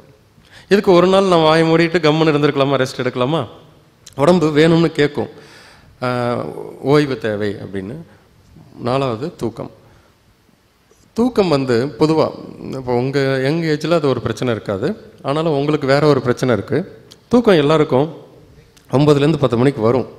ஆனால் நீங்கள் 11 மணி 12 மணி வரையும் டிவி பார்க்குறது, மொபைல் நோண்டுறது இப்படிலாம் இருக்கும்போது உங்களோட ரிப்பேரிங் மெக்கானிசம் கெட்டு போயிடும். எதுக்காக நம்ம தூங்குகிறோம், எதுக்காக அனிமல்ஸ்லாம் பார்த்திங்கன்னா நம்மளை மாதிரி பெட்டு போட்டு வளைச்சி படுக்கிறதில்ல 8 மணி நேரம். மனுஷனுக்கு மட்டும்தான் அந்த மாதிரியான ஒரு தூக்கம் வரும். ஏன்னா மனுஷனுக்கு மட்டும் 2 விதமான தூக்கம் இருக்குது. ஒன்று உடம்பு தூங்குறது நம்ம செஞ்ச வேலையினால், இன்னொன்று மனசு தூங்குறது. ஏன்னா மனுஷனுக்கு மட்டும்தான் மனசு இருக்குது, அனிமல்ஸ்க்கெலாம் மனசுலாம் கிடையாது. அதுக்கு உள்ளுணர்வில் வாழும், அவ்வளோதான், அதுக்கு மனசு கிடையாது. இப்போ ஒரு கோழி கடை இருக்குது, ஒரு 500 கோழி அடுக்கி வச்சுருக்காங்க. ஒருத்தர் அண்ணே கோழி வேணுங்கிறாரு, ஒருத்தர் டப்புன்னு வெட்டி கொடுத்துருவாரு. அப்போ மீதி 499 கோழியும் ஒரு நிமிஷம் பார்த்து மௌன அஞ்சலியாக செலுத்துது, அது பாட்டுக்கு சாப்பிட்டுட்டே இருக்கும். ஆனால் அதுக்கெல்லாம் மனசு கிடையாது. இப்போ மனுஷன் 2 வீலரில் போய் 2 பேர் முட்டிக்கிறாங்கன்னா சுற்றி ஒரு 500 பேர் ஐயோ அப்படின்னு போய் காப்பாற்ற பார்ப்பாங்க, பதறுவாங்க, ஏன்னா மனசு இருக்குது. அப்போ காலையிலேருந்து இரவு வரை நம்ம எண்ண ஓட்டங்களெல்லாம் சூழப்படுறோம். நம்ம சும்மா இருந்தாலும் சரி, வேலை செஞ்சுட்டு இருந்தாலும் நிறைய எண்ண ஓட்டங்கள் உள்ளே இங்கே உட்காந்துட்டு அதில் ஜீரணமான எண்ணங்கள், ஜீரணம் ஆகாத எண்ணங்கள் அப்படின்னு இருக்கும். நம்ம சாதாரணமாக குளிக்கிறது, சாப்பிட்றது, ட்ரெஸ் மாற்றிக்கிறது, சைக்கிள் ஓட்டுறது, கார் ஓட்டுறது எல்லாமே சாதாரண விஷயங்கள். நாளான்னைக்கு காலையில் ஒரு எக்ஸாம் இருக்குது அப்படிங்கிறது அசாதாரண விஷயம். அது இன்னும் ஜீரணமே ஆகிருக்காது, ஏன்னா இன்னும் நாளான்னைக்கு காலையில் வரவே இல்லை, இதெல்லாம் முடிஞ்சு போயிடுச்சு. இந்த மாதிரி எண்ணங்கள் மனசில் குவியலாக சுற்றி இருக்கும். ஒரு மோட்டாரில் காயில் சுற்றின மாதிரி குவியலாக சுற்றி இருக்கும். நம்ம படுக்கும்போது அந்த சுற்றின விஷயங்கள்லாம் வெளியில் வரும். கம்ப்ளீட்டாக வெளியில் வர்றதுக்கு ஒரு 20லேருந்து 25 நிமிஷம் ஆகும். அந்த 25 நிமிஷம் ஆனதுக்கப்புறம் தான் எல்லாருக்கும் டீப் ஸ்லீப் வரும். ஆனால் அதுக்கு நம்ம என்ன பண்ணணும் அப்படின்னா, மினிமம் ஒரு 8-9 மணிக்குள்ளே சாப்பிட்டுட்டு 10 மணிக்கு படுத்தா தான் 11 மணிக்கு டீப் ஸ்லீப் போக முடியும். ஆனால் நம்ம தூக்கம் வரல, அந்த 20 நிமிஷம் ப்ராசஸ் இருக்கு இல்லையா, மனசை விட்டு என்னென்னமோ வெளியில் வருது இல்லையா, அதை தான் நீங்களாம் என்ன நினச்சிட்டு இருக்கீங்க, நான் சும்மா உட்காந்தா எனக்கு என்னென்னமோ எண்ணங்கள் வருது, அதனால் நான் டிவி பார்க்குறேன், அதனால் மொபைல் நோண்டுறேன், அதனால் பேப்பர் படிக்கிறேன் அப்படின்னு. நீங்கள் இந்த மாதிரி தூக்கம் வரும்போது வர ப்ராசஸை தப்பாக புரிஞ்சுக்கிட்டு தேவையில்லாத எண்ணங்கள் வரல, தேவையில்லாத எண்ணங்கள் போகுது. நீங்கள் என்ன நினச்சிட்டு இருக்கீங்க, நான் அமைதியாக உட்காந்தா தேவையில்லாத எண்ணங்கள் வருதுங்கிறீங்களே, ஏற்கனவே உங்ககிட்ட இருந்த எண்ணங்கள் உங்களை படுக்க வச்சு போகுது. போகிறத வருதுன்னு நினச்சிக்கிட்டு மேற்கொண்டு வர வைக்கிறீங்க. டிவி பார்த்தோ, நியூஸ் பேப்பர் படித்தோ, புக்கு படித்தோ, இரவில் யூடியூப் பார்த்தோ, வேறு ஏதாவது நிறைய எண்ணங்களை திருப்பி வர வச்சுட்டு 12 மணிக்கு படுத்து தூக்கம் வரலன்னு 1:30 மணிக்கு போய் படுக்கிறீங்க. இப்போ 10 மணிக்கு படுக்க வேண்டிய ஆள் 1:30 மணிக்கு படுக்கும்போது என்ன நடக்கும்? அது ஒரு சாதாரண சம்பவமாக உங்களுக்கு தெரியலாம். ஆனால் உள்ளே என்ன நடக்கும் அப்படின்னா, உங்கள் மனசுலேருந்து கிளம்பி வர வேண்டிய தேவையில்லாத எண்ணங்கள் குப்பையாக ஒரு ஓரமாக மனசுலே சேர்ந்துருக்கும். இது சேர்ந்து சேர்ந்து சேர்ந்து சேர்ந்து நாளடைவில் ஸ்ட்ரெஸ், இதனால தான் ஸ்ட்ரெஸ்லாம் வருது. நாளடைவில் அந்த இது பிளாஸ்ட் ஆகி வெளியில் வர ஆரம்பிக்கும். இதுதான் ஸ்ட்ரெஸ். அப்போ நம்ம தூக்கம் வருது அப்படின்னு கண்ணை மூடின உடனே தூங்கிடணும். அப்படி தூங்குறதுக்கு நம்ம என்ன பண்ணணும்னா, சாப்பிட்டதுக்கப்புறம் ஒரு மணி நேரமாவது அமைதியாக இருக்கணும். அந்த டைமில் நைட்டு இரவு அந்த டைமில் நீங்கள் எந்த ஒரு ஆக்டிவிட்டீஸும், எந்த ஒரு மீடியாஸ், எந்த ஒரு விஷுவல் காட்சிகளை அதை பார்க்கக்கூடாது. 1 மணி நேரம் அமைதியாக இருந்தீங்கன்னா ஆட்டோமேட்டிக்காக மனசில் இருக்கிற எல்லா குப்பைகளும் கழிவுகளும் வெளியில் வரும். உடம்புல கழிவு தேங்கினாலும் நோய் தான், மனசில் கழிவு தேங்கினாலும் நோய் தான். அது மனநோய். உடம்பை விட்டு ஒரு கழிவுகள் வெளியில் வரலைன்னா மலச்சிக்கல், மனசை விட்டு கழிவு வரலைன்னா மனச்சிக்கல். ரெண்டும் மனச்சிக்கல் வந்தால் தான் தீர்க்க முடியாத நோய். உடம்புல கழிவுகள் தேங்கினா கூட ஏதாவது ஒரு டிசென்ட்ரி கிட்ட ஒரு மெடிசன் விளக்கெண்ணை கொடுத்து கூட எடுத்துடலாம். ஆனால் மனசில் கழிவுகள் இருந்தால் எப்படி எடுப்பீங்க? யார் வந்து எடுக்க முடியும்? என்ன தேங்கிச்சுன்னு யாருக்கு தெரியும்? அப்போ நம்ம கடைசி படுக்க போகிற ஒரு 20 நிமிஷம், அரை மணி நேரம் வந்து எண்ண ஓட்டங்களை அப்படியே விட்டுறணும். அது என்ன பண்ணுதோ, என்ன எண்ணங்கள் வெளியில் வருதோ அனுமதிக்கணும். அது வந்து வெளியில் வருது, வெளியில் போகுது, நீங்கள் உள்ளே வருதுன்னு நினைக்கக்கூடாது. இந்த இடத்துல தான் அண்டர்ஸ்டாண்டிங்கில் மிஸ்டேக் இருக்கும். அது வெளியில் போகுது, அது வருதுன்னு நினச்சிட்ருப்போம். இப்போ இங்கே யாராவது ஒருத்தர் இருக்கார், நான் அவரை திட்டேன் அப்படின்னா அவர் வந்து உங்கள்கிட்ட என்ன சொல்லுவார், அவருக்கு கோவம் வந்துருச்சு, என்னை திட்டாரு அப்படின்னு. நல்லா பாருங்கள், அங்கே ஒருத்தர் இருக்காரு, நான் அவரை திட்டேன். இப்போ எனக்கு கோபம் வந்துச்சா, கோபம் போச்சா? கோபம் போச்சு. ஆனால் நீங்கள் என்ன சொல்லுவீங்க, கோபம் வந்துருச்சுமைங்க, கோபம் போயிடுச்சு. அது மாதிரி நீங்கள் அமைதியாக இருக்கும்போது உங்கள் கிட்டேருந்து இருக்கிற எண்ணங்கள் வெளியில் வரும். தேவையில்லாத குழப்பங்கள், எண்ணங்கள் எல்லாம் வெளியில் வந்தோன்னா மனம் நிம்மதியாகும். மனசும் சேர்ந்து தூங்கினா தான் மனுஷனோட தூக்கம் முழுமையாக இருக்கும். யாரோ ஒருத்தர் சொன்னாங்க, சாப்பிடும்போது இங்கே வந்தால் யாராவது பேசினா எங்களுக்கு தூக்கம் வருது, சாப்பிட்ட ஒன்று தூக்கம் வருது அப்படின்னா, நீங்கள் என்னென்னா நைட்டு சரியாக தூங்காதவங்களுக்கு தான் பகலில் தூக்கம் வரும். இப்போ கூட யாரோ கேட்டிங்க இல்லையா, எனக்கு வந்து உட்காந்த ஒன்று தூக்கம் வருது அப்படின்னு. கண்டிப்பாக நீங்கள் நைட் சரியாக தூங்கியிருக்க மாட்டீங்க, நான் சொன்ன மாதிரி தூங்கியிருக்க மாட்டீங்க. அதனால் பகலில் தூக்கம் வருது. அந்த ட்ரௌசினஸ் ஸ்டில் இருக்குது, அந்த மனசுலேருந்து அந்த இது இருக்குது. புதுசாக ஒரு கருத்துக்களை எடுத்துக்க முடியாது. அப்படியே எது சொன்னாலுமே அது ஒரு சாதாரண ஒரு விஷயமா தெரியும். படிக்கிறதுல டல்லாக இருக்கிறது எல்லாமே அதனால தான். நைட்டு ஒழுங்காக தூங்கினா தான் காலையில் இங்கே ஃப்ரீ ஆகிடுது இல்லையா, எல்லாம் கலண்டு வந்துடுது இல்லையா. அப்போ புதுசாக உள்ளே வரத்துக்கு இந்த இடம் ஃப்ரெஷ்ஷாக இருக்கு இல்லையா, உள்ளே வரும். இங்கே ஃபுல்லாக டம்ப்டாக இருந்ததுன்னா எப்படி புது விஷயங்கள் உள்ளே வரும்? குழப்பமாக தான் இருக்கும். இப்போ மனம், இப்போ உடம்போட லாங்குவேஜ், பாடி லாங்குவேஜ். உடம்பு நம்மக்கிட்ட எப்படி பேசும்? பசி, தாகம், தூக்கம், ஓய்வு, இந்த நாளையும் அது கேட்கும். நாளையும் அது கேட்கும்போது நம்ம பண்ணி கொடுத்தோம்னா உடம்பு நமக்காக ஹெல்ப் பண்ணும். அது கேட்காத போது பண்ணால் உடம்பு நமக்கு எந்த வேலையும் பண்ணாது, அதுக்கு எதிரடியாக வேலை செய்யும். அதை தான் நீங்கள் நோயின்னு நினச்சிட்ருக்குங்க. இப்போ குணம், குணம் அப்படின்னா என்னென்னா, இப்போ ரமேஷ் அப்படின்னு ஒருத்தர் இருக்கார். அவருக்கு ஏதோ உடம்பு சரியில்லை. அவர் பெரிய தொழிலதிபர். அவங்க company staffs and managers, relatives எல்லோரும் ஒரு நியூஸ் பேப்பரில், திருவாளர் ரமேஷ் அவர்கள் குணமடைய கடவுளை பிரார்த்திக்கிறோம் அப்படின்னா, ரமேஷ்க்கு தீராத வயிற்று வலி, அதனால் ஹாஸ்பிட்டலில் அட்மிட் ஆகியிருக்காரு. இப்போ என்ன போட்டிருக்காங்க? குணமடைய பிரார்த்திக்கிறோம். ரமேஷ் அவர்கள் குணமடைய பிரார்த்திக்கிறோம். குணம் அடையுதல் அப்படிங்கிறது ரமேஷோட வயிற்று வலியா?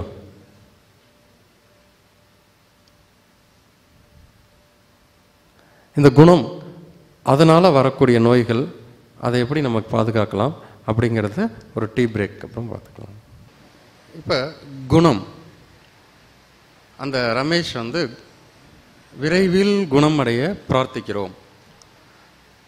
அவருக்கு தீராத வயிற்று வலி இருக்குது. அவர் ஒரு பெரிய ஹாஸ்பிட்டலில் அட்மிட் ஆகிருக்காரு. டாக்டர்ஸ் வராங்க போகிறாங்க, என்னென்னமோ டயக்னோஸ் பண்ணுறாங்க, என்னென்னமோ சொல்கிறாங்க. அவங்க குடும்பம், அவங்க ஃப்ரெண்ட்ஸ் எல்லோரும் சேர்ந்து ஒரு பிரார்த்தனை. என்ன பிரார்த்தனை? குணமடைய பிரார்த்தனை. குணம் அப்படிங்கிறது அவரோட வயிற்று வலியை குறிக்குதா? அப்படின்னா இல்லை. குணம் அப்படிங்கிற வார்த்தை தமிழில் குண நலன், குண நலம், குண நலம்.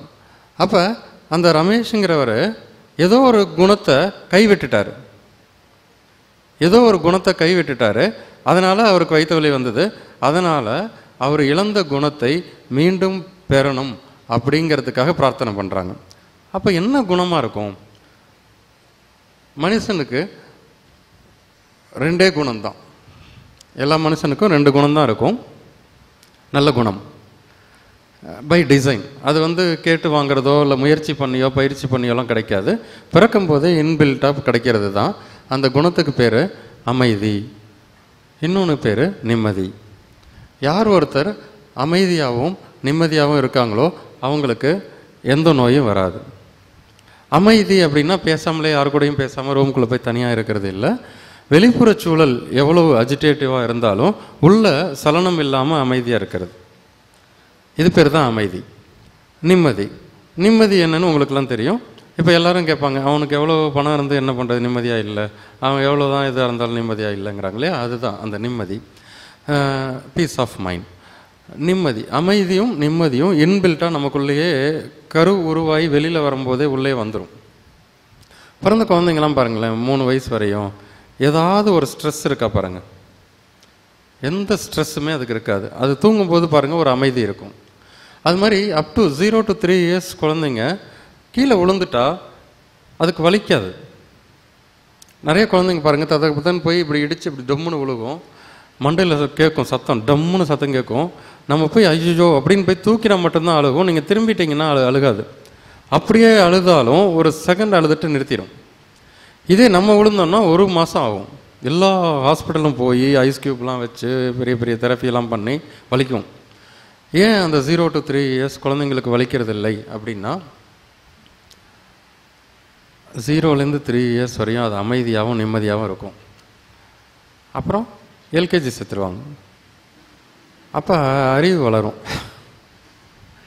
ஏ ஃபார் ஆப்பிள்பாங்க, பாய்பாங்க, புக்கும்பாங்க, இதெல்லாம் பண்ணுவாங்க. சாயந்தரம் ஹோம்ஒர்க் எழுதணும்பாங்க. ஸ்ட்ரெஸ் ஆயிரும். ஒரு வேளை அதால் தூக்கம் வந்துடும், எழுத முடியாது. காலையில் போனோம்னா என்ன பண்ணுவாங்களோன்னு ஒரு பதட்டம் வந்துடும். இப்போ அமைதியும் நிம்மதியும் இழக்க ஆரம்பிக்குது அறிவு வளர வளர. அப்போ அதுக்கு முன்னாடி என்னவாக இருந்திருக்கும்? அதுக்கு மனசால் மட்டும், விருப்பத்தில் மட்டும் இருக்கும். அதுக்கு முன்னாடி அறிவுலாம் வளராது.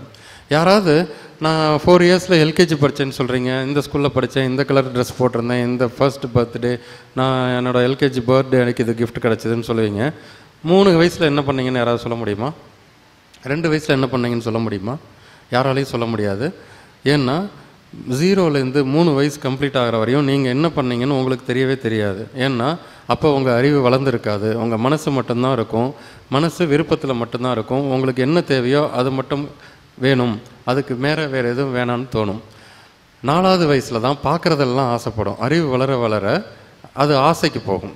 அதுக்கு முன்னாடி விருப்பத்தில் இருக்கும். விருப்பத்துக்கும் ஆசைக்கும் என்ன டிஃப்ரென்ஸ்? மனசு ஒன்று வேணும்னு நினச்சதுன்னா விருப்பம், அறிவு ஒன்று வேணும்னு நினச்சா ஆசை. மனசு ஒன்று வேணும்னு நினச்சா அது நடந்துடும். அறிவு ஒன்று நினச்சா அது நடக்கலாம், நடக்காமலும் போகலாம். நடந்தால் இது என்னால் தான் அப்படின்னு, நடக்கலைன்னா இது அவரால் தான் அப்படின்னு தூக்கி அடுத்தவங்க மேலே போட்டுருவோம். அப்போ அந்த 0 to 3 years வரையும் அது மனசால் விருப்பத்தால் வாழும். 3 வயசு முடிஞ்ச உடனே அதுக்கு அறிவு வளர்ந்த உடனே மற்றவங்க சொல்கிறதெல்லாம் கேட்க ஆரம்பித்தோம். உட்காருனா உட்காரும், எந்திரினா எந்திரியும், போனா போகும். அது ஒரு கட்டுப்பாட்டுக்குள்ளே வர்றதுனால ஸ்ட்ரெஸ் ஆகிடும். இப்போ என்ன சொல்ல வந்தோம்னா குண நலக்கேடுகள். இப்போ நல்ல குணம் என்னன்னு உங்களுக்கு தெரியுது இல்லையா? அமைதி, நிம்மதி. அது எவ்வளோ பெரிய படித்தவங்களா படிக்காதவங்க, பணம், ஏழை, யாராக இருந்தாலும் சரி, அமைதி நிம்மதி தான் மனுஷனோட இயல்பான குணம். குணநலக்கேடுகள் அப்படின்னா மொத்தம் 7 கேடு தான் இருக்குது குணத்தில்.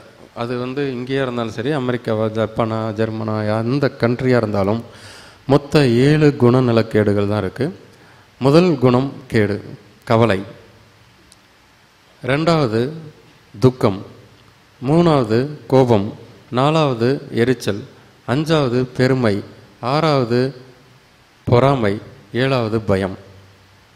இந்த 7 கெட்ட குணங்கள் தான் மனுஷனோட நோய்க்கு காரணம்.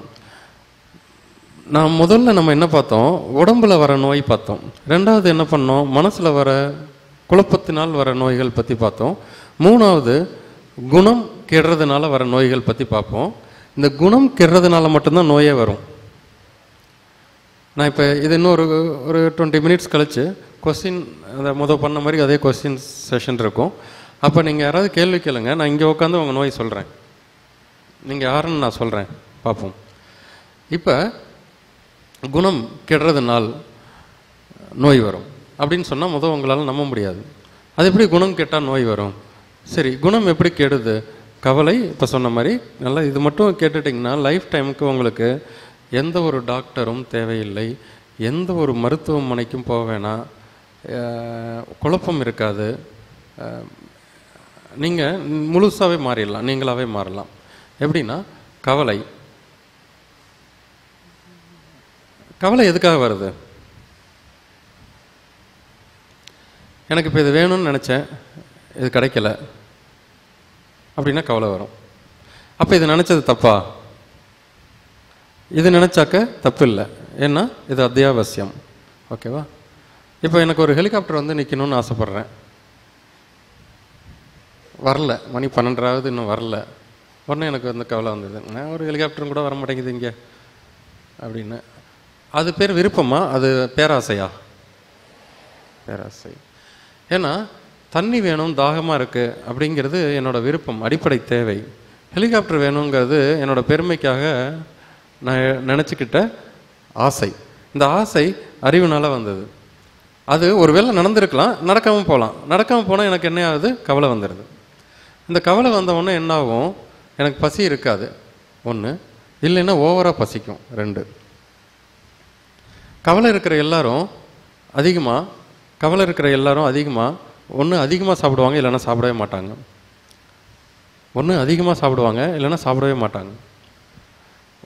அதிகமாக சாப்பிட்டாலும் வயிறு கெட்டு போகும், சாப்பிடலனாலும் வயிறு கெட்டு போகும்.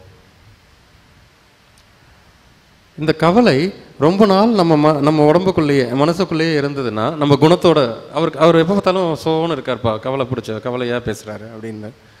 அந்த கவலைங்கிற குணம் முத்துச்சுன்னா துக்கமாக மாறும். கவலைங்கிற குணம் முத்தி துக்கமாக மாறி நுரையீரலை அடைக்கும். அப்போ நமக்கு மூச்சு விட முடியாது, நடந்தால் மூச்சு வாங்கும், சின்ன சின்ன வேலைகளுக்கு தலை சுற்றிடும், டயர்டாகும். அடுத்தது கோபமும் எரிச்சலும். கோபம், எரிச்சல் இது 2 வந்தாக்க உள்ளே இருக்கிற மிக முக்கியமான ஆர்கனான லிவர் கெடும். இப்போ நம்ம நல்லா பார்த்துருப்போம்.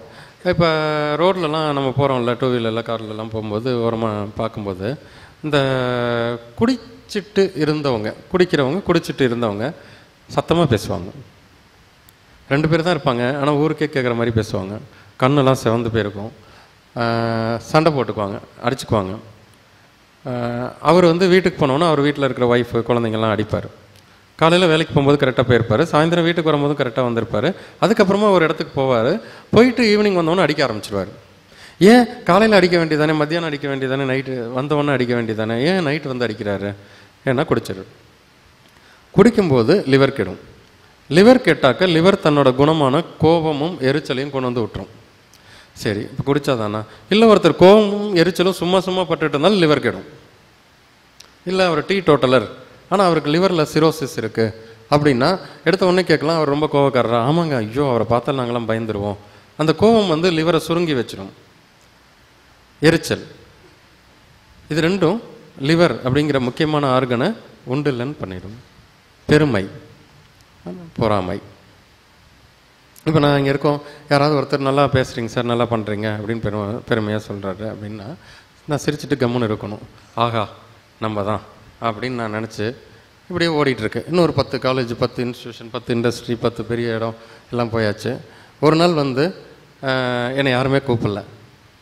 திடீர்னு என்னோடய பெருமை கைவிட்டுரும். இப்போ எனக்கு பெருமை கிடைக்கல.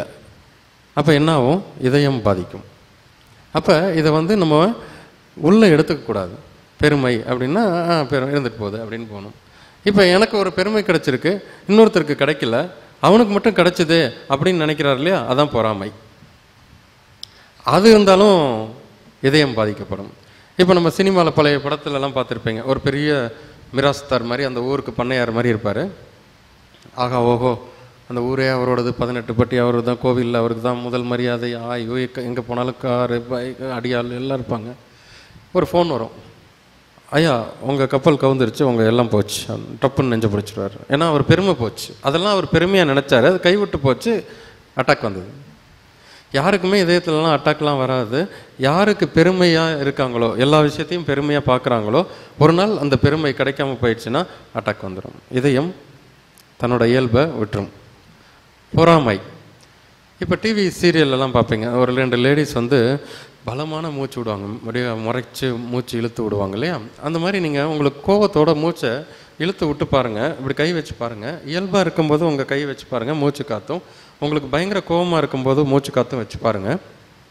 பயங்கர கோபத்தோட வெளிப்பாடில் மூச்சு வெளியில் வரும்போது புகஞ்சு சூடாக வரும். அப்போ என்ன அர்த்தம்?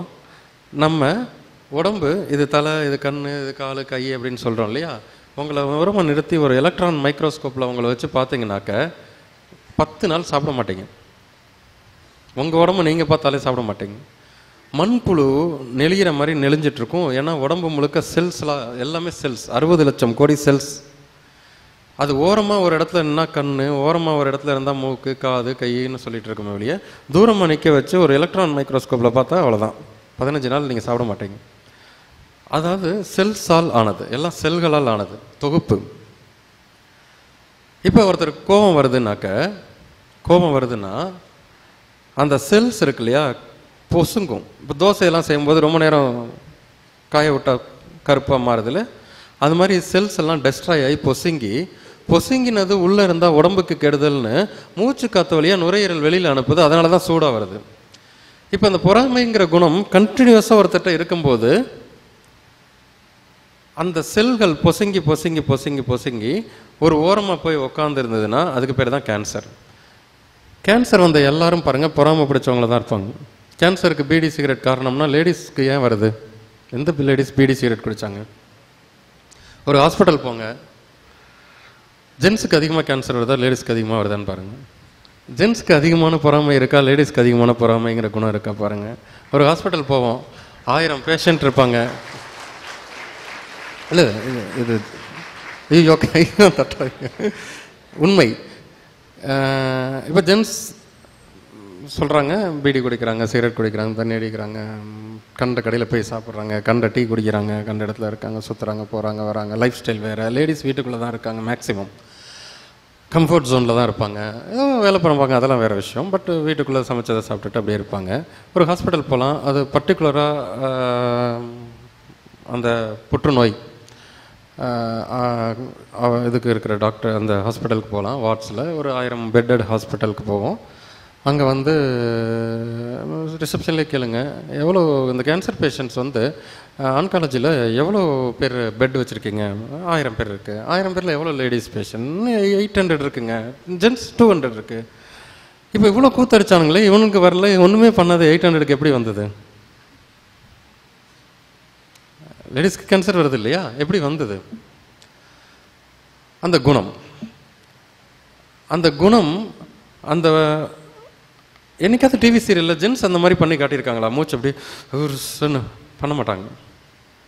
அப்படியே அந்த வில்லனாக இருந்தாலும் அவனை முடிச்சிடு அப்படின்ட்டு போயிடுவான். ஆனால் இவங்க வந்து ஒன்றுமே இல்லாத பயங்கரமாக பேசி அவங்களால மட்டும்தான் பண்ண முடிஞ்சது. அதனால் அந்த செல்கள்லாம் கருகி போயிடும். ஆக்சிஜன் O2 இல்லையா, ஒரு O ப்ளஸ் ஒரு O மைனஸ், 2 சேர்ந்தால் தான் முழுமையான ஆக்சிஜன். இந்த சூடாகி ஆக்சிஜன் O ப்ளஸ்ஸும் சேர்ந்துடும், O மைனஸும் சேர்ந்துடும். ஆக்சிஜன் எதுக்காக ரத்தத்தில் கலக்குது? ரத்தத்தில் தள்ளி கொண்டு போகிறதுக்காக. இப்போ இந்த இடத்துல குப்பை இருக்குன்னா ஊதினா போயிடும். இந்த இடத்துல ஒரு டஸ்ட் இருக்குன்னா தள்ளி விட்டால் காற்று போய் தள்ளும். ரத்தத்தை தள்ளி கொண்டு போகிற கேரியர் தான் ஆக்சிஜன். Oxygen O+O-. இந்த மாதிரி அதிகமாக பொங்க பொங்க பொங்க O+ம் ஒன்று சேர்ந்துடும், O-ம் ஒன்று சேர்ந்துடும். அப்போ ஆக்சிஜன் மூலக்கூறுனால நகர முடியாது. நகர முடியாமல் ஒரே இடத்துல இருக்கும். அந்த இடம் அழுகி போகும், ஃபர்தராக அழுகும். அதுதான் கேன்சர். இப்போ புரியுதா? உள்ளே இருக்கிற சூடு எண்ணத்தோட வெளிப்பாடு உள்ளுக்குள்ளே போய் சூடு பண்ணி அந்த இடத்த புகைச்சு ஒரு ஓரமாக நிற்கும். அதுதான் கேன்சர் செல்ஸ். இப்போ கோபம், எரிச்சல், பெருமை, பொறாமை இருக்கிறதுல ரொம்ப கெட்ட குணம் வந்து பெருமை. ஏன்னா இப்போ ஒரு கேன்சர் வந்தால் கூட நாங்களாம் சரி பண்ணிடுறோம். இந்த பெருமை எப்போ நிமிஷத்தில் கைவிட்டு போகும் நமக்கு எப்படி தெரியும்? இப்போ கேன்சர் வந்தால் கூட ஒரு வருஷம் உயிர் வாழ முடியும். இப்போ எங்களை மாதிரி ஆளுங்கள்ட்ட வந்தால் கூட முதல் நிலை கேன்சர்லாம் ஒரு மாதத்தில் சரி பண்ணிடுவோம், இல்லை 2 மாதத்தில் ஆகலாம், 3 மாதத்தில் கூட சரி பண்ணுவோம். பட் சரி பண்ணிவிடுவோம். இப்போ ஒருத்தர் பெருமையாக இருக்கார், அவர் நம்மக்கிட்ட தான் வராரு. ஆனால் நாங்கள் சொல்லியிருக்கோம் பெருமையெல்லாம் கை விட்டுருங்க, தேவையில்லை, பிரச்சனை அப்படின்ட்டு. அவர் கை விடலை. டெல்லிக்கு ஒரு இடத்துக்கு போகிறாரு. ஒரு ஃபங்க்ஷனுக்கு அவர் முதல் மரியாதை கிடைக்கல, பொட்டுன்னு வந்துடும். நான் டெல்லி போக முடியுமா இப்படிங்கிறதுக்குள்ளே நின்றும் இல்லையா இதயம்? அப்போ இருக்கிறதுலே ரொம்ப கெட்ட குணம் வந்து பெருமைப்படுறது தான். அந்த பெருமை அப்போ தேவையில்லையானா தேவையில்லை. அப்படி ஒரு குணம் நம்மக்கிட்ட இருக்கக்கூடாது. ஓகே. பயம், 7வது கெட்ட குணம் பயம். இப்போ இந்தியாவில் இருக்கிற 90% ஸ்னேக்ஸ்க்கு பாய்சன் இல்லைன்னு எல்லாரும் சொல்லியாச்சு. அதை மீறி பாம்பு கடிச்சவன் செத்து போகிறான்னா காரணம் என்னென்னா பயம். பாம்பு விஷத்தில் என்ன இருக்கும்னா 2 முட்டை இருக்கிற முட்டையில் இருக்கிற வெள்ளைக்கருவில் இருக்கிற புரோட்டீன் தான் இருக்கும். அது எவ்வளோ பெரிய பாம்பாக இருந்தாலும், எவ்வளோ விஷமுள்ள பாம்பாக இருந்தாலும் 2 முட்டையில் இருக்கிற வெள்ளைக்கருவில் இருக்கிற புரோட்டீன் தான் இருக்கும். அப்போ ஒருத்தன் 7 ஆம்லேட் சாப்பிட்றான், நல்லா தானே இருக்கான். 7 முட்டை சாப்பிட்றான், நல்லா தானே இருக்கான். ஏன் ஆகலை அப்படின்னா நம்ம வயிற்றுக்குள்ளே ஒரு மேஜிக் இருக்குது. அந்த முட்டை மட்டும் இல்லை, பருப்பும் புரோட்டீன் இருக்குது. அப்போ அந்த முட்டைக்குள்ளே வயிற்றுக்குள்ளே போகும்போது ஜெரிமனம் ஆகுது. ஜெரிமனமாகி முட்டையில் இருக்கிற புரோட்டீன் கன்வெர்ட் ஆகுது, அமினோ ஆசிட்ஸாக கன்வெர்ட் ஆகுது. அது ரத்தத்துக்குள்ளே போய் அது நம்ம கிட்னிக்கு போகும்போது கிட்னி ஒன்றும் பண்ணாது. அதை வேணும்னா எடுத்துக்கும், வேணாட்டு தூக்கி போட்டுரும். பாம்பு என்ன வயிற்றுலையா கடிக்குது? அது எங்கே கையில் காலில் கடிச்சு வைக்கிது. அந்த கடிக்கும்போது அதில் இருக்கிற என்ரிச்டு புரோட்டீன் ரத்த ஓட்டத்தோடு கலந்து நேரடியாக கிட்னிக்கு போகுது, வயிற்றுக்கு போகாமல். அப்போ கிட்னியில் போய் புரோட்டீன் அப்படிங்கிற பொருள் முதல் தடவையாக உட்காரும்போது கிட்னி முழிக்குது, இது என்ன பண்ணணும்னு தெரியலையே அப்படின்ட்டு. அப்போ கிட்னி வந்து ரொம்ப பெருசாக வீங்கிக்குது. கொஞ்ச நேரம் அது புரோட்டீனை அமினோ ஆசிட்ஸாக மாற்றுறதுக்கான ப்ராசஸ் நடக்குது. அது 1 நாள் ஆகலாம், 2 நாள் ஆகலாம், 2 மணி நேரம் ஆகலாம், அவங்கவுங்க உடம்பை பொறுத்து, கிட்னியோட தன்மையை பொறுத்து. இப்போ யார் ஒருத்தர் பாம்பை பற்றின பயம் இருக்கோ, ஏற்கனவே கற்பிக்கப்பட்ட பயம் இருக்கோ, அவங்க கிட்னி சுருங்கிடும். எப்படி?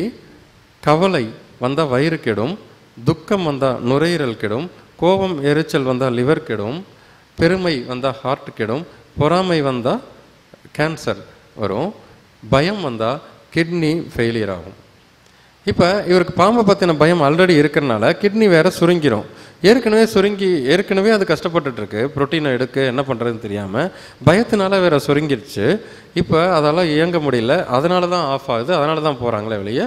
பாம்பு கடிச்சு போகிறது ரொம்ப கம்மி தான்.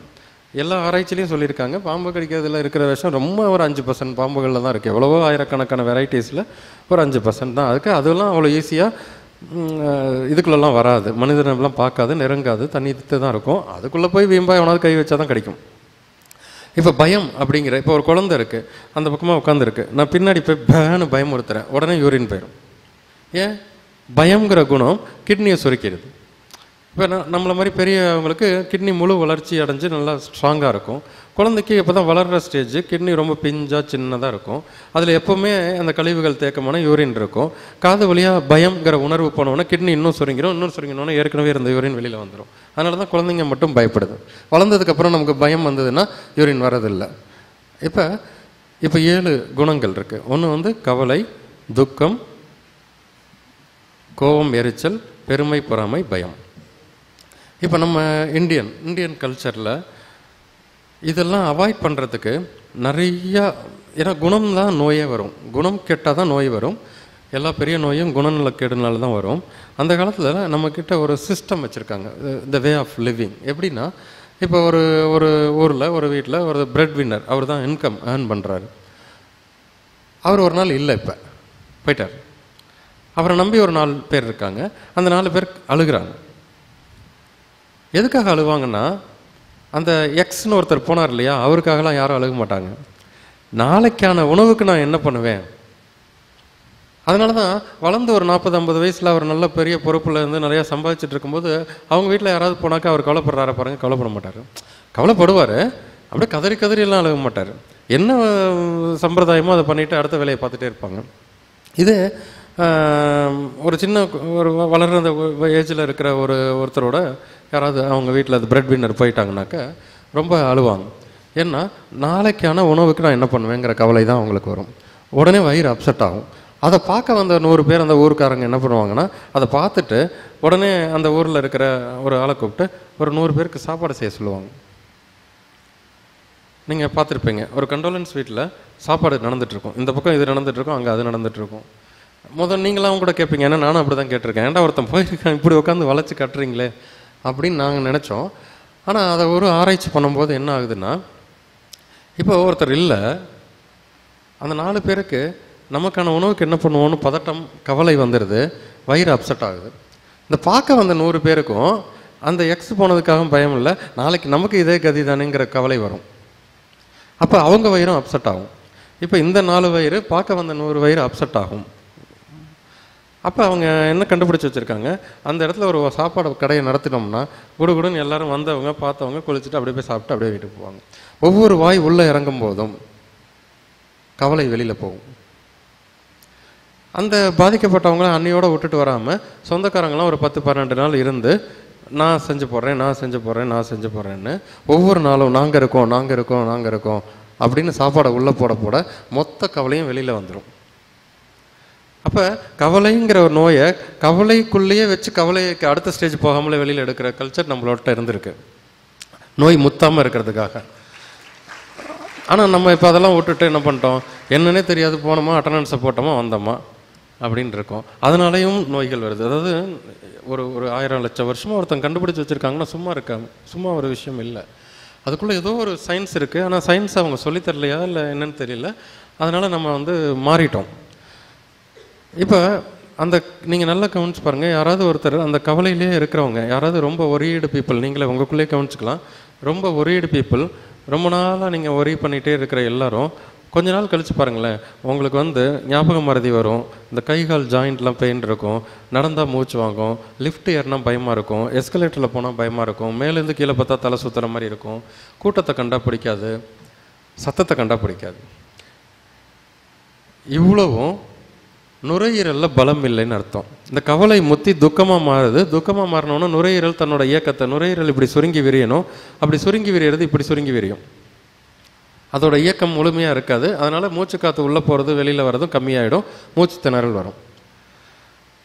கோபம், எரிச்சல் லிவருங்கிற முக்கியமான ஆர்கனை கெடுத்துரும். லிவரோட வேலை என்னென்னா, ஒரு பெரிய பேங்க் மாதிரி. நம்ம இன்றைக்கி நல்லதாக நிறையா சாப்பிட்ருக்கோம் அப்படின்னா நமக்கு தேவையான எனர்ஜி போக மீதி இருந்ததுனால் அதை கிளைக்கோஜனாக மாற்றி லிவர் சேர்த்து வைக்கும். நமக்கு நாளைக்கு ஏதாவது ஒரு பிரச்சனைனா லிவர் தான் இந்த கிளைக்கோஜனை உடச்சி குளுக்கோஸை மாற்றி உள்ளேயே கொடுக்கும். இப்போ ஒருத்தருக்கு அடிபட்டுருச்சுன்னா, ஆக்சிடென்ட் ஆகுது, குடுகுடுன்னு ஓடி போய் ஹாஸ்பிட்டலில் என்ன பண்ணுறாங்க, 10 பாட்டில் குளுக்கோஸ் ஏற்றுறாங்க இல்லையா? அப்போ நம்மளை அவசர காலத்தில் யார் காப்பாற்றுறா? குளுக்கோஸ். அப்போ நம்ம சாப்பிட்ற காலத்தில் ஒழுங்காக சாப்பிட்டு, பசிக்கும் போது ஒழுங்காக சாப்பிட்டு எனர்ஜியை சேர்த்து வச்சோம்னா நம்ம ஹாஸ்பிட்டல் போகிறதுக்குள்ளே பொழைச்சிக்குவோம். அவன் போய் குளுக்கோஸ் ஏற்றணும்னு அவசியம் இல்லை, நம்ம உடம்புக்குள்ளே இருக்கிற குளுக்கோஸை நம்மளை காப்பாற்றிடும். இப்படி அந்த லிவர் நல்லா இருந்தால் தான் இந்த வேலையெல்லாம் பண்ணும். லிவர் நல்லா இல்லை, அதாவது நம்ம ஏதாவது வெளிப்புறமாக கெடுத்தாலும் சரி, இல்லை கோபம் எரிச்சல் பட்டு உட்புறமாக கெடுத்தாலும் சரி, லிவர் கெட்டு போயிடும். வெளியிலேருந்து தான் கெடுக்கணும்னு இல்லை, வெளியில் கெடுக்கிறத கூட சரி பண்ணிடலாம், உள்ளே கெடுக்கிறது தான் கஷ்டம். அதனால தான் இந்த குணங்கிற டாபிக் ரொம்ப முக்கியம். இப்போ ஒருத்தர் லிக்கர் யூஸ் பண்ணால் கூட பயமுறுத்தினா விட்டுருவார். கோவப்படாதுன்னு எத்தனை தடவை சொன்னாலும் கேட்க மாட்டாங்க. அவர் கோவப்பட்டதுனால தான் எல்லாமே நல்லதாக நடக்குதா அவரே நினச்சிக்குவார் கற்பனையில். அதாவது ஒரு ஸ்கூலில் ஒரு வாத்தியார் இருக்கார், 1000 ஸ்டூடெண்ட்ஸ், ஒரு முக்கியமான ஸ்ட்ரிக்டாக இருக்கிற ஒரு ஆஃபீஸ், ஒரு வாத்தியார் டீச்சர். இது மாதிரி கிளாஸ் ரூம், இங்கே ஒரே கசன்னு 1000 பேர் கத்துறாங்க. அந்த கோவக்காரர் இவங்களெல்லாம் திருத்த முடியாது, அவரோட எண்ணம் இவங்களெல்லாம் சொல்லி புரிய வைக்க முடியாது, ஒரு குச்சியை எடுத்தால் தான் இவங்கெல்லாம் அடங்குவாங்க அப்படின்னு அந்த குச்சியோடு அப்படியே வருவார், முறைச்சி பார்த்துட்டே போவார். 1000 பேரும் அவர் போகிற வரையும் அமைதியாக இருப்பாங்க. அவர் அந்த பக்கமாக போனோன்னு கத்த ஆரம்பிச்சிருவாங்க. இன்னொரு வாத்தியார் இருப்பார், அவரோட எண்ணம் எப்படியா இருக்குன்னா, என்னோட பார்வையில் இவங்க அமைதி ஆகிடுவாங்க அப்படின்னு அவர் நம்புவார். அவர் கையில் குச்சி கிச்சிலாம் வச்சுக்க மாட்டார், சாஃப்டாக அப்படியே வருவார், பார்த்துட்டே போவார், எல்லோரும் அமைதியாகிடுவார். அவர் அந்த பக்கம் போய் அடுத்த கேம்பஸ்க்கு போகிற வரையுமே இவங்க அமைதியாக தான் இருப்பாங்க. ஒரு எண்ணம் எல்லாருக்கும் போய் சேரும். அதே எண்ணம் குச்சி வச்சவரோட எண்ணம் போய் சேர்ந்துடும். இவர் குச்சி எடுத்தால் இவர் குச்சி தான் வச்சுருப்பார், இந்த பக்கம் போனோன்னு நம்ம கத்திக்கலாம், திருப்பி குச்சி எடுத்துகிட்டு 1000 பேரையும் அடிக்க முடியுங்கிற எண்ணம் அவங்களுக்கு தெரிஞ்சு போயிடும். அதனால் அந்த எண்ணங்கள் அப்படியே போய் உள்ள வேலை செய்யும். அப்படியே அது மாதிரி ஆரோக்கியமான உடல் வேணும் அப்படின்னா ஆரோக்கியமான எண்ணம் வேணும். ஆரோக்கியமான எண்ணம் என்ன? ஒரு மனிதனோட ஆரோக்கியமான எண்ணம் என்னென்னா அமைதியும் நிம்மதியும் தான். அமைதியாகவும் நிம்மதியாகவும் யாரால் இருக்க முடியுமோ இருந்து பாருங்கள். சரி, இதெல்லாம் எப்படி இருக்கிறது அப்படின்னா, அதுக்காக கவலைப்படாமல் இருக்க முடியுமா? துக்கப்படாமல் இருக்க முடியுமா? கோவப்படாமல் இருக்க முடியுமா? எரிச்சல் ஆகாமல் இருக்க முடியுமா? பெருமைப்படாமல் இருக்க முடியுமா? பொறாமையா பயமோ அப்படின்னு அடுத்த கேள்வி வரும். நியாயமான கவலை. நியாயமான கவலை என்னென்னா, இப்போ எனக்கு தண்ணி வேணும், ஆனால் தண்ணி கிடைக்கல.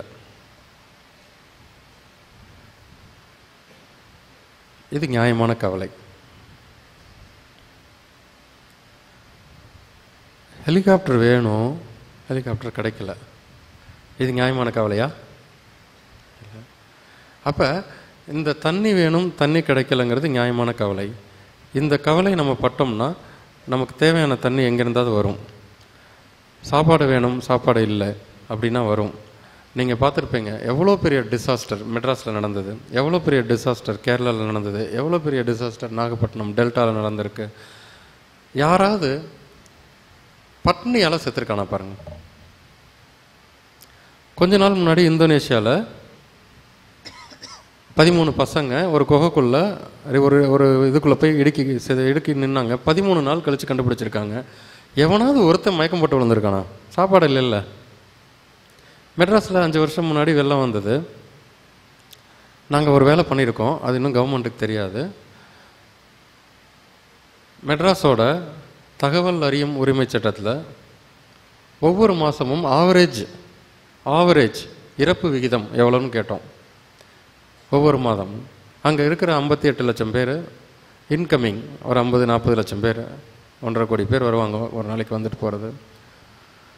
8500 பேர் ஒரு நாளைக்கு ஆவரேஜ்.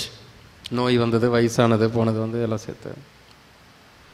இந்த 15 நாள் வெள்ளம் வரும்போது 3500 பேர். மீதி 5000 பேர் எப்படி தப்பிச்சான்? இயல்பாக இருக்கும்போது 8000 பேராம், டிசாஸ்டர் போது 3000 பேராம். மீதி 5000 பேர் எப்படி தப்பிச்சாங்கன்னா, அன்னைக்கு எந்த ஹாஸ்பிட்டலுக்கும் போக முடியலை, எல்லா ஹாஸ்பிட்டலும் லீவ். நீங்கள் பார்த்துருப்பீங்க, இது பிரேசிலில் நடந்திருக்கு.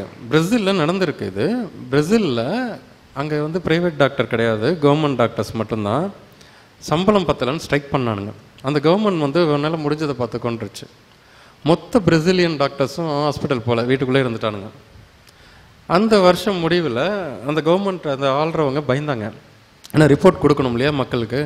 ரிப்போர்ட் கொடுக்கும்போது டெத் பர்சன்டேஜ் ஜாஸ்தியாக இருந்ததுன்னா நம்மளை காரி துப்பிடுவாங்களே, என்ன பண்ணலாம் அப்படின்ட்டு. பட் அந்த ரிப்போர்ட் வந்தது 46% கம்மியாக இருந்தது அவங்க ஸ்ட்ரைக் பண்ண 41 நாளும். அப்போ கவர்மெண்ட் நினச்சது எப்படிடா கம்மியாச்சுன்னு. எவனுமே வரல, கம்மியாயிடுச்சு. ஏன்னா உடம்பு தன்னைத்தானே ரெடி பண்ணிக்கும். அங்கே போனால் அவங்க கெடுத்து விட்டுருவாங்க. இதுதான் உண்மை. நாங்கள் எடுத்து பார்க்குறோம், ஒரு 5000 பேர் பழச்சிட்டானுங்க. நீங்களே உங்களுக்குலாம் ஞாபகம் இருந்திருக்கும், நீங்களாம் பார்த்துருப்பீங்க. ஒரு அம்மா மொட்டை மாடியில் கர்ப்பிணி, அந்த கடைசி நிமிஷம் வந்துடுச்சு. ஒரு ஹெலிகாப்டரில் ஒரு பைலட், ஒரு கோ பைலட், ஒரு மிலிட்ரி மேன் இல்லையா, ஏர்ஃபோர்ஸ் மேன், ஒரு கயிறு போட்டு ஏணியில் தொங்கி இதை மொட்டை மாடியில் நிற்கிது அந்த அம்மா, அப்படியே தூக்குறானுங்க. தூக்கி கொண்டு போயிட்டு ஒரு 20 நிமிஷத்தில் அந்த அம்மா டெலிவரி ஆகுது, அப்படியே கொண்டு வந்து மாடியில் இறக்கி விட்டானுங்க. இதே அது இயல்பான நாளாக இருந்தான்னா ஆம்புலன்ஸ் பிடிச்சி போய் தலை சுற்றிருச்சு, பனிக்கூடம் உடஞ்சிருச்சு, குழந்தை சிரிக்குது, குழந்தை அழுகுது, ஆப்ரேஷன் பண்ணணுன்னு இருப்பானுங்க. அப்போ மேலே இருக்கிற 3 ஆம்பளைங்க, அவங்களுக்கு பிரசவம் பற்றி தெரியாது. மிலிட்ரி மேன் குழந்தை தானாக வெளியில் வந்தவொடனே எடுத்து கொடுத்துட்டு வந்துட்டாங்க. இவ்வளோ பெரிய டிசாஸ்டரில் நேச்சுரலாக பிரசவம் நடக்குதான். மொட்டை மாடியிலேருந்து இந்த பேராப்பட்டு வால்லேருந்து தூக்குறானுங்க. அப்போ என்ன அர்த்தம்? உடம்புக்கு உள்ள எல்லாமே தெரியும், அதுக்கு தெரியாததே கிடையாது. 13-12 வயசு பசங்க உள்ளே போய் காட்டு அந்த பாறை எடுக்கல, 12 நாளாக 13 நாளாக உட்காந்துருக்காங்க. யாராவது ஏதாவது சாப்பிட்டானுங்களா? இல்லை ஏதாவது பார்சல் தான் தண்ணிக்குள்ளே அனுப்ப முடியுமா? எவனாவது மயக்கம் போட்டு கண்டுபிடிச்சானுங்களா? எல்லாம் அப்படியே உட்காந்துருக்கானுங்க, அழகாக கூப்பிட்டு வந்திருக்காங்க. அப்போ உடம்புக்குள்ளே என்னென்னா, நீங்கள் நம்ம நினைக்கிறத விட எல்லா ஆற்றலும் உடம்புக்குள்ளேயே இருக்கும். நம்ம சாப்பிடல அப்படின்னாக்கா சாப்பாடு மூலியமாக தான் எனர்ஜி கிடைக்குதுன்னெலாம் இல்லை. நம்ம இந்த பிரபஞ்சத்துலேருந்தே எனர்ஜியை ரிசீவ் பண்ண முடியும். அந்த ரிசீவரை கரெக்டாக வச்சுக்கணும். ரிசீவர் எப்போ கரெக்டாக வேலை செய்யும்னா, நான் சொன்ன 7 குணமும் யாருக்கிட்ட இல்லையோ அந்த ரிசீவர் கரெக்டாக வேலை செய்யும். யாரோ சொன்னாங்க, சார் சொன்னாங்க, ஒரு வேளை தான் சாப்பிட்றேன் அப்படின்னு. இதெல்லாம் நாங்கள் இந்த நோயாளிகளை பார்த்து அவங்களுக்கு வேணால் கை வலிக்கலாம், வயிற்று வலிக்கலாம், கிட்னி ஃபெயிலியராக இருக்கலாம், லிவர் ஃபெயிலியராக இருக்கலாம். எங்களுக்கு எப்படி இருக்குன்னா, இவர் கோவப்பட்டிருக்காருல அதனால தான் லிவர், இவர் பயந்தார்ல அதான் கிட்னி, இவர் கவலைப்பட்டார்ல அதான் ஸ்டொமக், இவர் பொறாமப்பட்டார் இல்லையா அதான் கேன்சர், இவர் பெருமைப்பட்டார்ல தான் ஹார்ட் டிசீசஸ். அதனால் நம்ம என்ன பண்ணணும், இந்த இதெல்லாம் வேணாம், நம்ம பேசாமல் அமைதியாகவே இருந்துருவோம் அப்படின்னு நினைக்கும் போது நம்ம உடம்புக்கு உணவு வெளிப்புறமாக தேவையில்லை, உள்ளிருந்தே வரும். அந்த காஸ்மிக் எனர்ஜியை நமக்கு கொடுக்கும். நமக்கு தண்ணி தேவையில்லை, சாப்பாடு தேவையில்லை. சாப்பாடு தேவை தான். இப்போ நான் இயங்குறேன், அதுக்காக சாப்பாடு தேவை. இப்போ நான் என்னோடய இயக்கத்துக்கு எவ்வளோ தேவை? நான் ஒன்றும் பெருசாக வேலை செய்கிறதில்ல, ஏதோ கொஞ்சம் நேரம் கிளைண்ட்டோட ஒரு 12 மணி நேரம் 10 மணி நேரம் பேசுவேன், எப்போயாவது வெளியில் இது மாதிரி வருவேன். உடம்புக்கு அதிகமான வேலை இல்லை, பேசுகிறது மட்டும் வேலை. அதுக்கு ஒரு வேளை சாப்பாடு போதும், அதை மட்டும் சாப்பிட்டாலும் என்னோட எனர்ஜியாக இருக்க முடியும். மற்றபடி இந்த ஸ்ட்ரெஸ், அதாவது இந்த 7ஓட கூட்டுத்தொகை தான் ஸ்ட்ரெஸ். இப்போ நீங்கள் கேட்பீங்க, ஸ்ட்ரெஸ்ஸுக்கும் நீங்கள் சொல்கிறதுக்கும் என்ன டிஃப்ரென்ஸ்? ஏன்னா இப்போ உங்களுக்குலாம் ஸ்ட்ரெஸ்ஸுன்னு ஒரு வார்த்தை மட்டும் தான் தெரியும். இப்போ நான் சொன்ன மாதிரி தனித்தனியாக தெரியாது. கவலை, துக்கம், கோபம், எரிச்சல், பெருமை, பொறாமை, பயம், இப்படிங்கிறதெல்லாம் நீங்கள் பெருசாக கண்டுக்க மாட்டீங்க. ஆனால் ஸ்ட்ரெஸ்ஸுனால் என்னென்னா, ஒருத்தர் இருக்கார், இப்போ நான் 7 குணம் சொன்னேன். கவலையில் 12%, துக்கத்தில் 20%, கோபத்தில் ஒரு 21%, எரிச்சலில் ஒரு 12%, பெருமையில் ஒரு 7%, பொறாமையில் ஒரு 15%, பயத்தில் ஒரு 30%, மீதி இருக்கிறத ஃபில் பண்ணால் இது எல்லாத்தையும் சேர்த்து ஒரு இடியாப்ப சிக்கல் மாதிரி இருந்ததுன்னா அது பேர் தான் ஸ்ட்ரெஸ். நிறையா இங்கிலீஷில் என்ன பண்ணுவாங்க, ஸ்ட்ரெஸ் மேனேஜ்மெண்ட்டுன்னு அமெரிக்காலாம் சொல்லுவாங்க. ஸ்ட்ரெஸ்ஸுங்கிறதே தேவையில்லாத ஒரு குப்பை, அதை வச்சு மேனேஜ் பண்ணணுமா, அதுக்கு ஒரு படிப்பு, ஸ்ட்ரெஸ் மேனேஜ்மெண்ட். ஸ்ட்ரெஸ் அப்படிங்கிறதே வேணாம், அது எதுக்கு படிக்கணும், அது எதுக்கு மேனேஜ் பண்ணணும்? நம்மக்கிட்ட பணம் இருக்குது அப்படின்னா வச்சு மேனேஜ் பண்ணலாம். அப்போ ஸ்ட்ரெஸ் வச்சுட்டு எதுக்கு மேனேஜ் பண்ணணும்? அப்போ ஸ்ட்ரெஸ்ஸுங்கிறது ஒன்று இல்லாமல் இருக்கணும்னா ஒவ்வொரு அந்த கேரக்டராக கழட்டி விட்டோம்னா ஸ்ட்ரெஸ் இருக்காது. கவலைங்கிறத முதல் நிலை கவலை, நான் சொன்ன மாதிரி கவலைப்படாமல் எப்படி இருக்கிறது, இது நியாயமான கவலை இருந்தால் உடனே கிடைக்கும். இப்போ மெட்ராஸில் வெள்ளம் வரும்போது பசி பட்னியால் செத்தவன் கிடையாது. கரண்ட்டு ஷாக் அடிச்சு 4 பேர் போயிருக்கலாம், அவ்வளோதான். வயசாகி போனவங்க போனது கொஞ்சம் அப்படி தான் இருக்குமே வெளியே. ஏன்னா அவ்வளோ தண்ணி அவ்வளோ நிற்கும் போதும் உணவு மட்டும் மக்களுக்கு கிடைக்கிற மாதிரி தான் டிசைனே ஆகிருக்கும்.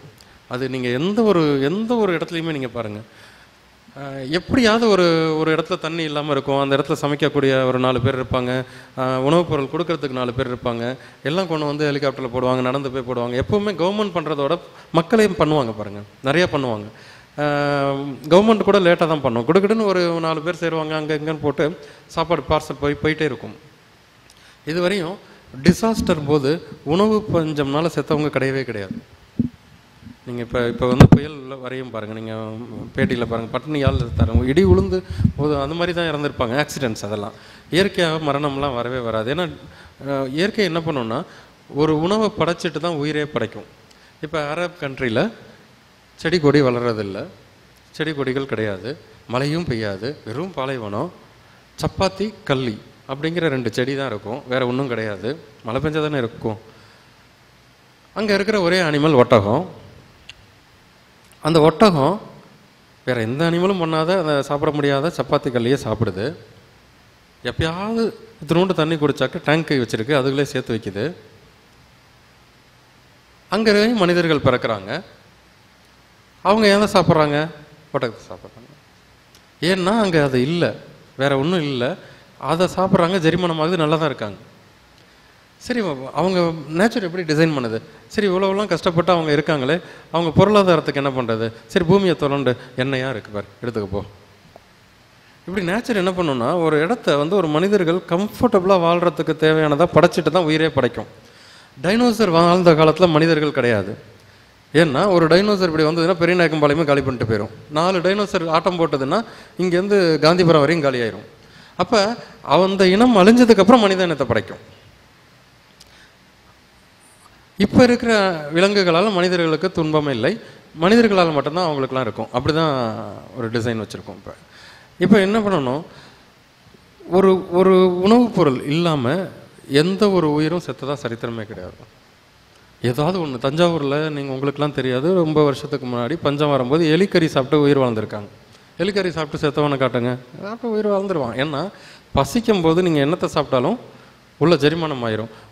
குஜராத்தில் புஜ்ஜில் பூகம்பம் வரும்போது மண் உள்ளே புதஞ்சவங்க, லேசான மூச்சு காற்று போகிற அளவுக்கு கேப் இருக்கும், புதஞ்சிருப்பாங்க மண்ணுக்குள்ளே.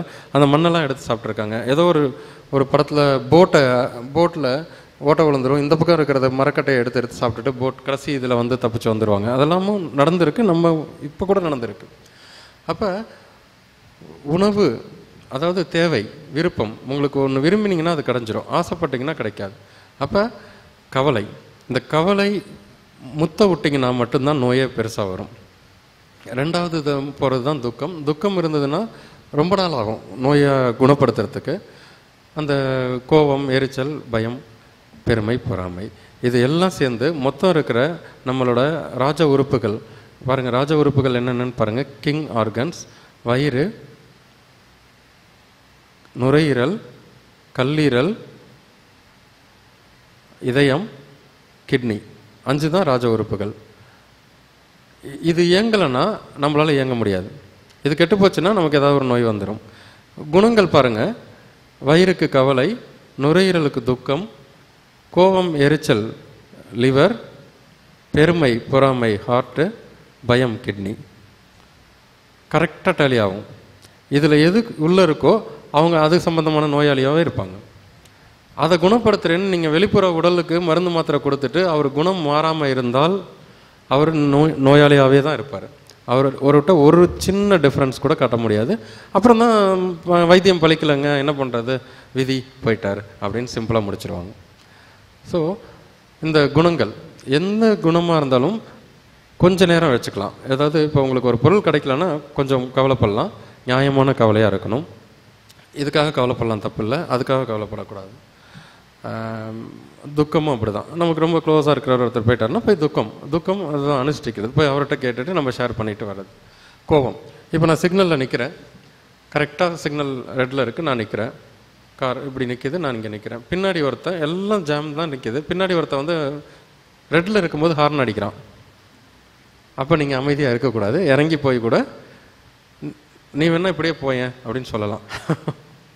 ஏன்னா அது தேவையான கோபம், அதை காட்டிட்டு அந்த கோபத்தை மறந்துட்டு வந்துடணும். எரிச்சல், இது ஒரு எரிச்சலோட தம்பி மாதிரி தான் இந்த கோபம்லாம். பெருமை, யாராவது ஒருத்தர் பாராட்டினாங்கனாக்க அதை வாங்கிட்டு அப்படியே 10 வருஷத்துக்குள்ளே வச்சக்கூடாது. சில பேர் சொல்லுவாங்க, நான் 1986 ஒரு தடவை அப்படிம்பாங்க, அதுக்கப்புறம் அவர் ஒன்றுமே பண்ணல போல இருக்குது, அதையே சொல்லிகிட்டே இருப்பாங்க. அதெல்லாம் வச்சுக்கக்கூடாது. அது மாதிரி பொறாமை, இது விட்டாச்சுன்னா அது கிடைக்கும். பயம், தேவையில்லாத பயம், தேவை இருக்கிற பயம். இப்போ நம்ம உட்காந்துருக்கோம், கருப்பாக ஒரு 6 அடிக்கு பாம்பு இப்படி வருதுன்னா நான் என்ன சொன்னேன், இப்படிலாம் காலெலாம் காட்ட மாட்டேன், முதல்ல ஆளாக ஏறி போய் அங்கே நின்றுக்குவேன். ஏன்னா அதை பற்றி நமக்கு ஏற்கனவே தெரியும், நம்ம தற்காப்புக்காக போகிறது தப்பு இல்லை. இப்போ எதுவுமே இல்லை, நான் பயப்படுறேன், எதுவுமே இல்லை, இங்கே நல்லா தான் இருக்குது, எனக்கு தேவையில்லாத உள்ள பயம் இருக்குது, இதுதான் ஆகாது.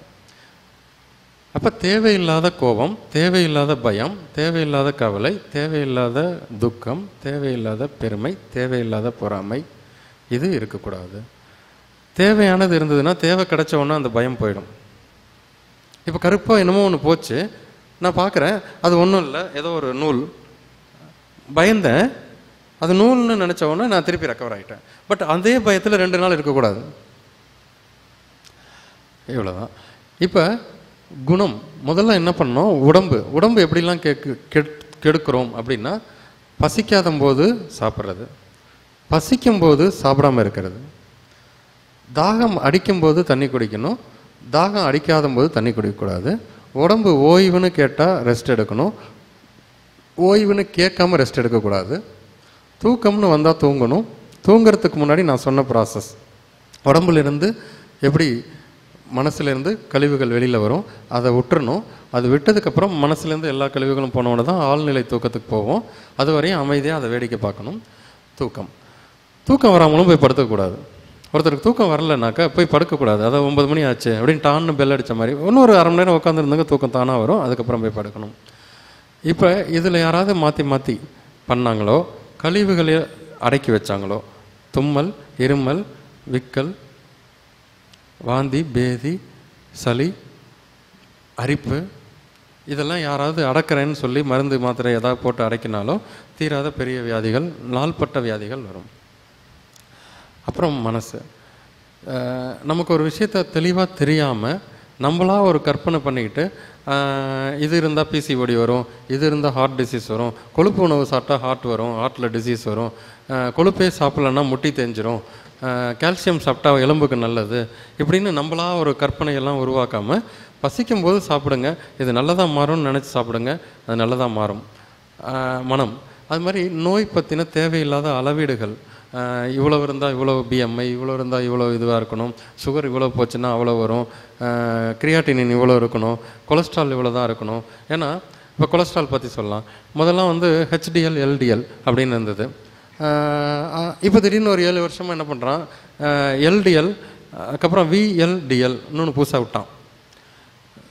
விஎல்டிஎல்னு ஒன்று கண்டுபிடிச்சி விட்டானுங்க. சரி, இதெல்லாம் விட்டு மருந்து சாப்பிட்டுட்டு இருந்தான். திடீர்னு அமெரிக்கா போன வருஷம் என்ன பண்ணிட்டான், வி ஆர் ரிமூவிங் நாட்டி லிஸ்ட் கொலஸ்ட்ரால் ஃப்ரம் த நாட்டி லிஸ்ட்ன்ட்டான். 58 வருஷமாக கொலஸ்ட்ரால் தான் இதய நோய்க்கு காரணம்னு அவன் தான் சொன்னான். இன்றைக்கி அவன் என்ன சொல்லிட்டான், நாங்கள் கொலஸ்ட்ராலுக்கும் இதயத்துக்கும் சம்மந்தம் இல்லை, அதெல்லாம் சாப்பிட்லாம், போயிட்டு வாங்கன்ட்டான். இப்போ இந்த 58 வருஷமாக கொலஸ்ட்ரால் அப்படிங்கிறது அதிகமாக இருந்தால் ஹார்ட் டிசீஸ் வரும்னு நம்பி கொலஸ்ட்ரால் சாப்பிடாத எல்லாரும் முட்டி வலி, முழங்கால் வலி, ஹார்ட் டிசீஸில் மாட்டிக்கிட்டாங்க. இப்படி நம்ம வந்து நிறையா இந்த மாதிரி தேவையில்லாத கருத்துக்கள்லாம் உள்ளே போடாமல், நீங்கள் எதை வேணால் யூடியூப்பில் பாருங்கள், எதை வேணால் கூகுளில் சர்ச் பண்ணுங்கள். உங்களுக்கு ஆரோக்கியத்துக்கு தேவையான விஷயங்களை எந்த கூகுளும் தராது, எந்த யூடியூப்பும் தராது. உங்களுக்குள்ளேயே சார் சொன்ன மாதிரி உங்களுக்கு ஏதாவது மேத்தமேட்டிக்ஸ் வரல, ஃபிசிக்ஸ் வரலன்னா வெளியில் போய் படிக்கலாம், அது பேர் டியூஷன். உங்களுக்கு என்ன வேணுங்கிறத உங்களுக்குள்ளேயே உட்காந்து ஒன்று சொல்லித்தரோம், அது பேர் தான் இன்ட்யூஷன். அது சொல்லித்தர ஏரியா பேர் மனசு. மனம் என்ன சொல்லுதோ அதை மட்டும் கேட்டாக்க பிரச்சனை வராது. இதுதான் மனசோட நிலைப்பாடு. இன்னொன்று குணம் தான் இப்போ சொன்னது. என்னென்னா கேரக்டர், அமைதி, நிம்மதியை. நீங்கள் உங்களுக்கு யாருக்காவது இப்போ வலிச்சுதுன்னா இப்போயே நீங்கள் இப்போ போய் உங்கள் ரூமுக்கு போயிட்டு பண்ணுங்கள். கண்டினியூஸ் வலி யாருக்காவது இருக்குன்னா அந்த இடத்த அமைதியாக கவனிங்க. அமைதியாக வலி இருக்கிற இடத்த கவனிங்கன்னா கண்ணாலையும் மனசாலையும் அந்த இடத்த கூர்ந்து கவனிங்க. ஒரு 5 நிமிஷம் அமைதியாக இருங்க. இது சரியாக போயிடும் அப்படின்னு நினைங்க. 5 நிமிஷத்தில் வலி போகுதா இல்லையா மட்டும் பாருங்கள். உங்களுக்கு ஒரு நிம்மதி கிடைக்கும், அந்த வலி போகும். அது எவ்வளோ பெரிய வலியாக இருந்தாலும் போகும். நீங்கள் என்ன பண்ணுறீங்க, ஐயோ வலியாக இருக்குது, பேசாமல் இதுவாக இருக்குமோ, பேசாமல் அதுவாக இருக்குமோ, இல்லை இப்படியா இருக்குமோ அப்படிங்கும்போது அது உள்ளே போய் எதிர்த்து போராடும். வலி இன்னும் ப்ரொலாங் ஆகிட்டே இருக்கும். வலி குழப்பமாக மாறும். குழப்பம் வந்து உங்களை ஒரு முடிவு எடுக்க வைக்கும். குடுகுடுன்னு ஓடி போய் எங்கேயா மாட்டிக்குவீங்க. இப்படி தான் நோயாளிகள்லாம் உருவாகுங்க. இப்போ உடம்பில் வர நோய்கள் டூஸ் அண்ட் டோன்ட்ஸ், மனசில் வர குழப்பங்கள் டூஸ் அண்ட் டோன்ட்ஸ், குணம் கெடுறதுனால வர நோய்கள், இதெல்லாம் பார்த்தோம். இப்போ மணி 12 ஆகிறனால இன்னொரு 15 மினிட்ஸ் 20 மினிட்ஸ் வரையும் நம்ம வந்து டவுட்ஸ் கார்னர். உங்களுக்கு ஏதாவது, ஏன்னா இது வந்து பெரிய சப்ஜெக்ட், இது 2 மணி நேரத்தில் முடிக்க முடியாது. இதை விட்டால் 2 நாள் ஆகும். ஆனாலும் இந்த சின்ன விஷயத்தில் உங்களுக்கு என்ன டவுட் இருக்கோ அதை கேட்கலாம், நான் சொல்கிறேன். என் பேர் அகில் சார், பிபிஜி காலேஜ்லேருந்து வரேன். சார், நீங்கள் சொன்னீங்க 4 வயசுலேருந்து அறிவு வளரும், அப்போ தான் இந்த 7 காரணத்தினால தான் நீங்கள் நோய் வரும்னு சொல்கிறீங்க. அப்போது பிறக்கிற குழந்தைங்களுக்கெல்லாம் நோய் வருதுல்ல சார், அப்போ அதுக்கு என்ன சார் காரணம்? அந்த குழந்தைங்களுக்கு அறிவே இருக்காது, அப்புறம் எப்படி சார் அவங்களுக்கு நோய் வரும்? எந்த குழந்தைக்கு நோய் வந்து பார்த்தீங்க? எது நோயின்னு சொல்கிறீங்க? நோய் சார், ஐ மீன் நீங்கள்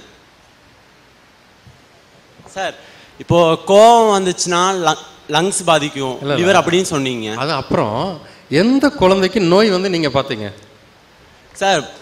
குழந்தைக்கு என்ன வரும்? வாந்தி வரும், பேதி வரும், சளி வரும், இருமல் வரும், ஓகேவா? மூச்சு திணறல் வரும்ல சார்? மூச்சு திணறல் வரும்.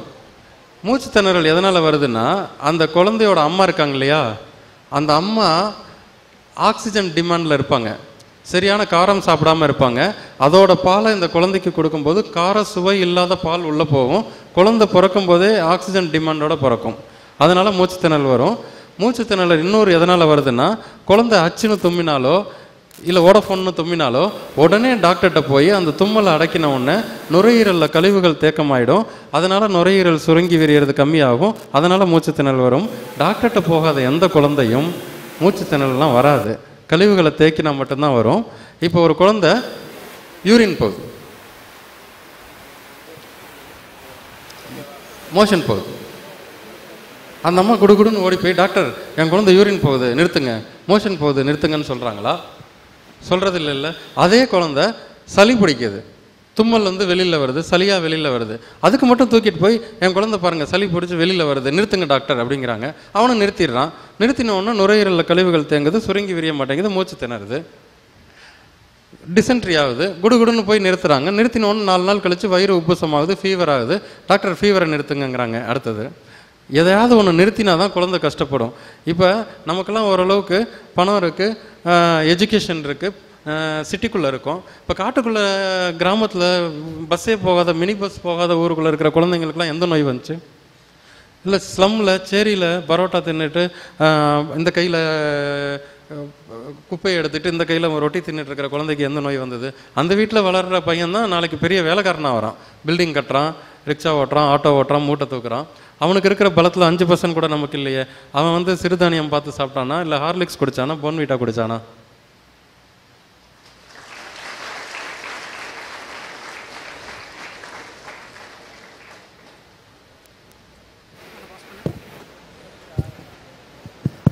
சார் வணக்கம் சார். வணக்கம் சார். நீங்கள் பேசுனதுல எனக்கு நிறைய கொஷின் இருக்கு, அதெல்லாம் கேட்டால் டைம் இருக்குமான்னு தெரியல. கேட்கலாம்ல சார்? சார் நீங்கள் பேசுனது எல்லாமே இப்போ உள்ள சமச்சீர் புத்தகத்தில் புறம்பா இருக்கு சார். சமச்சீர் புத்தகத்தில் நீங்கள் சொன்னதுக்கு எதிர்மறையாக இருக்குது சார் நிறைய இடத்துல. இப்போ உதாரணத்துக்கு பார்த்தீங்கன்னா பால் சொன்னீங்களே, இப்போ பால் வந்து புல்லும் புண்ணாக்கும் மாடு சாப்பிட்றதுனால அதில் மெக்னீஷியம் இருக்குது, நமக்கு மெக்னீஷியம் நமக்கு தேவைன்னு சொல்கிறீங்க சார். அதுவே உணவே மருந்துன்னு ஒரு பாடம் இருக்குது 9th. அதில் பால் சொல்லிட்டு பாலில் ஒரு 70 விழுக்காடு நீரும் கொஞ்சம் புரதம் கொழுப்பு அப்படின்னு சொல்லிட்டு குழந்தைக்கு வளர்கிறதுக்கு புரதம் கொழுப்பு தேவை, புரதம் கால்சியம் தேவைன்னு சொல்லியிருக்காங்க சார். நீங்கள் ஆனால் மெக்னீஷியம் மட்டும் எடுத்து சொல்லியிருக்கேன். மெக்னீஷியமும் நம்ம உடம்புக்கு தேவை, 1% தேவை தானே சார். இதர பொருட்கள் மெக்னீஷியம் துத்தநாகம் இதெல்லாம் தேவை தானே சார் உடம்புக்கு? இந்தியாவை தவிர சிங்கப்பூரில் மாடே கிடையாது, ஓகேவா? அங்கே பிறக்கிற குழந்தையெல்லாம் கால்சியம் பற்றாக்குறையில் இருக்கா? சைனாவில் பால் எவனும் குடிக்கிறது இல்லை. ஒலிம்பிக்கில் யார் நம்பர் 1 வரா? எலும்பு உடஞ்சி உட்காந்துடுறானுங்களா? Okay sir. ஏதோ அப்போ புத்தகத்தில் தப்பாக இருக்கும் போல இருக்கு. இந்தியாவில் மட்டும்தான் மாட்டுப்பாலை குடிக்கிறாங்க, வேறு எந்த ஊர்லேயும் குடிக்கிறது இல்லை. மில்க் ப்ராடக்ட்ஸை வேணால் யூஸ் பண்ணுவாங்க, அதிலே மாட்டுப்பால் குடிக்கிறது இல்லை. Okay sir. சார் அடுத்த கொஸ்டின் சார். அடுத்து சொன்னீங்க அந்த சாப்பாட்டில் டைம் பிரகாரம் சாப்பிட்லன்னா அதெல்லாம் ஒன்றும் அல்சர் இது மாதிரி டிசீஸ்க்கெலாம் போகான்னு சொன்னீங்க. அதுவே உணவே மருந்துங்கிற பாடத்தில் ஒரு ஷெடியூலே கொடுத்துருக்காங்க சார். 8 மணிக்கு காலை உணவு சாப்பிட்ணும், மதியம் அதுவும் வரையறுத்த உணவுலாம் சொல்லியிருக்காங்க சார். அதில் இந்த வரையறுக்கப்பட்டதெல்லாம் மாடர்ன் சயின்ஸ். இப்போ நம்ம இப்போ நம்பிட்டு இருக்கிறது எல்லாமே மாடர்ன் சயின்ஸ். நான் சொல்கிறதெல்லாம் அறிவியல் மாறாது காலத்துக்கும். சூரியன் கிழக்க தான் உதிக்கும், மேற்க தான் மறையும். மாடர்ன் சயின்ஸ் அப்படி இல்லை. Hippocrates, father of English medicine, என்ன சொன்னார்னா, மனித மூளை சளிப்படலத்தினால் ஆனது, it has covered of mucus அப்படின்னு சொன்னார். அதுக்கப்புறம் 300 வருஷம் வந்த இன்னொரு சயின்டிஸ்ட் என்ன பண்ணார், அதெல்லாம் கிடையாது, அது வந்து ரத்த ஓட்டம், நரம்பு மண்டலங்கள் அதனால தான் ஆனது, திசுஸ்லாம் இருக்குது. அவர் பார்த்தது பழைய செத்து போய் ரொம்ப நாள் ஆன பழைய குப்பையை பார்த்துட்டு அந்த ஆள் சொல்லிட்டார் சாரி பாஸ் அப்படின்னு அடித்து மாற்றிட்டாங்க. அதனால் அந்த மாடர்ன் சயின்ஸ் வந்து வார வாரம் மாறும். மாடர்ன் சயின்ஸ் வார வாரம் மாறும். பூமி உருண்டையாக இருந்ததுன்னா, தட்டையாக இருந்ததுன்னா, படுத்து இருந்தது, நிமிந்ததுன்னா, அப்புறம் கடைசியாக கண்டுபிடிச்சிட்டாங்க. மாடர்ன் சயின்ஸ் வந்து அது என்னென்னா புதுசாக கண்டுபிடிக்கும் போது அது மாறிக்கிட்டே இருக்கும். அது எக்ஸ்ப்ளோர் ஆக ஆக மாறிக்கிட்டே இருக்கும். கருத்துக்கள் மாறுபடும். அறிவியல் மாறாது.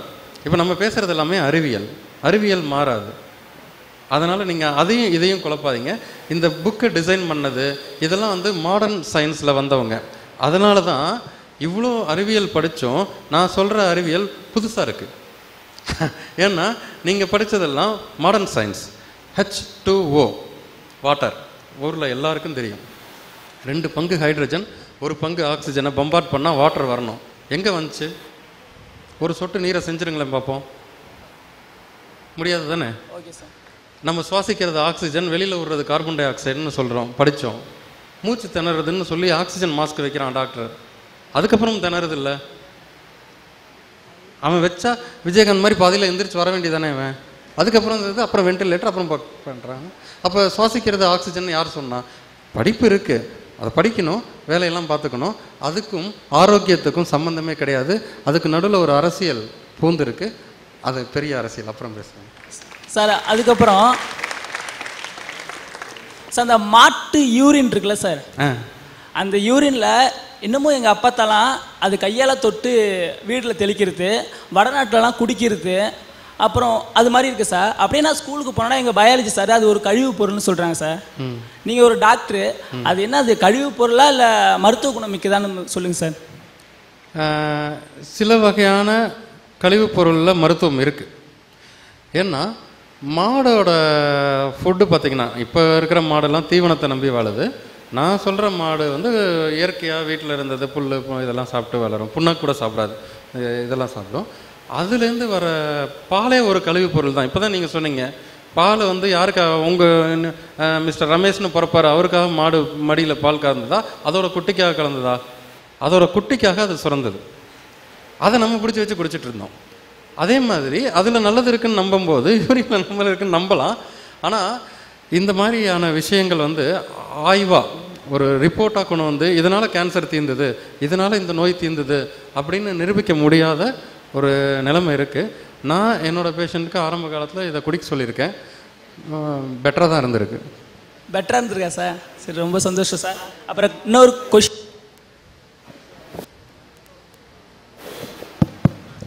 இந்த கொஷினை வந்து என்னோட கொஷினாக இருக்குமான்னு தெரியல, இங்கே உள்ள ஒட்டுமொத்த பசங்களோட கொஷினாக தான் இருக்குன்னு நினைக்கிறேன் சார். இந்த நிறமி மெலனின்னு கேள்விப்பட்டீங்களா சார்? நிறமி மெலனி பிக்மெண்ட்.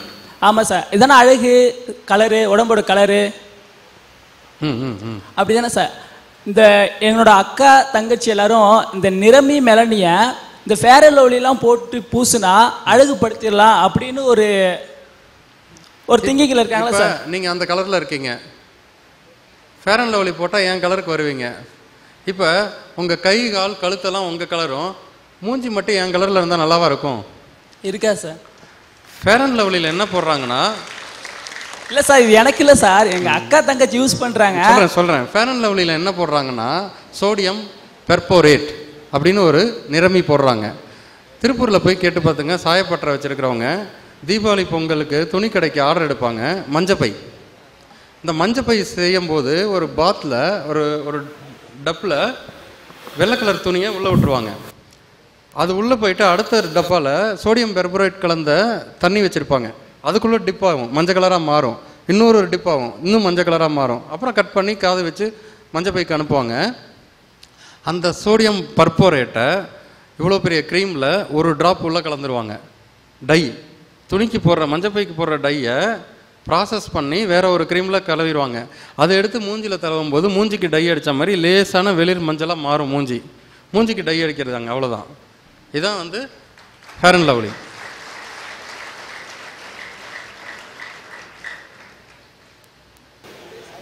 குளிக்கிறதுங்கிறது வந்து அழுக்கு போகிறதுக்கு இல்லை, உடம்ப குளிர்ச்சி ஆக்கிறதுக்குன்னு ஒரு ஆர்டிக்கலில் படித்தேன் சார்.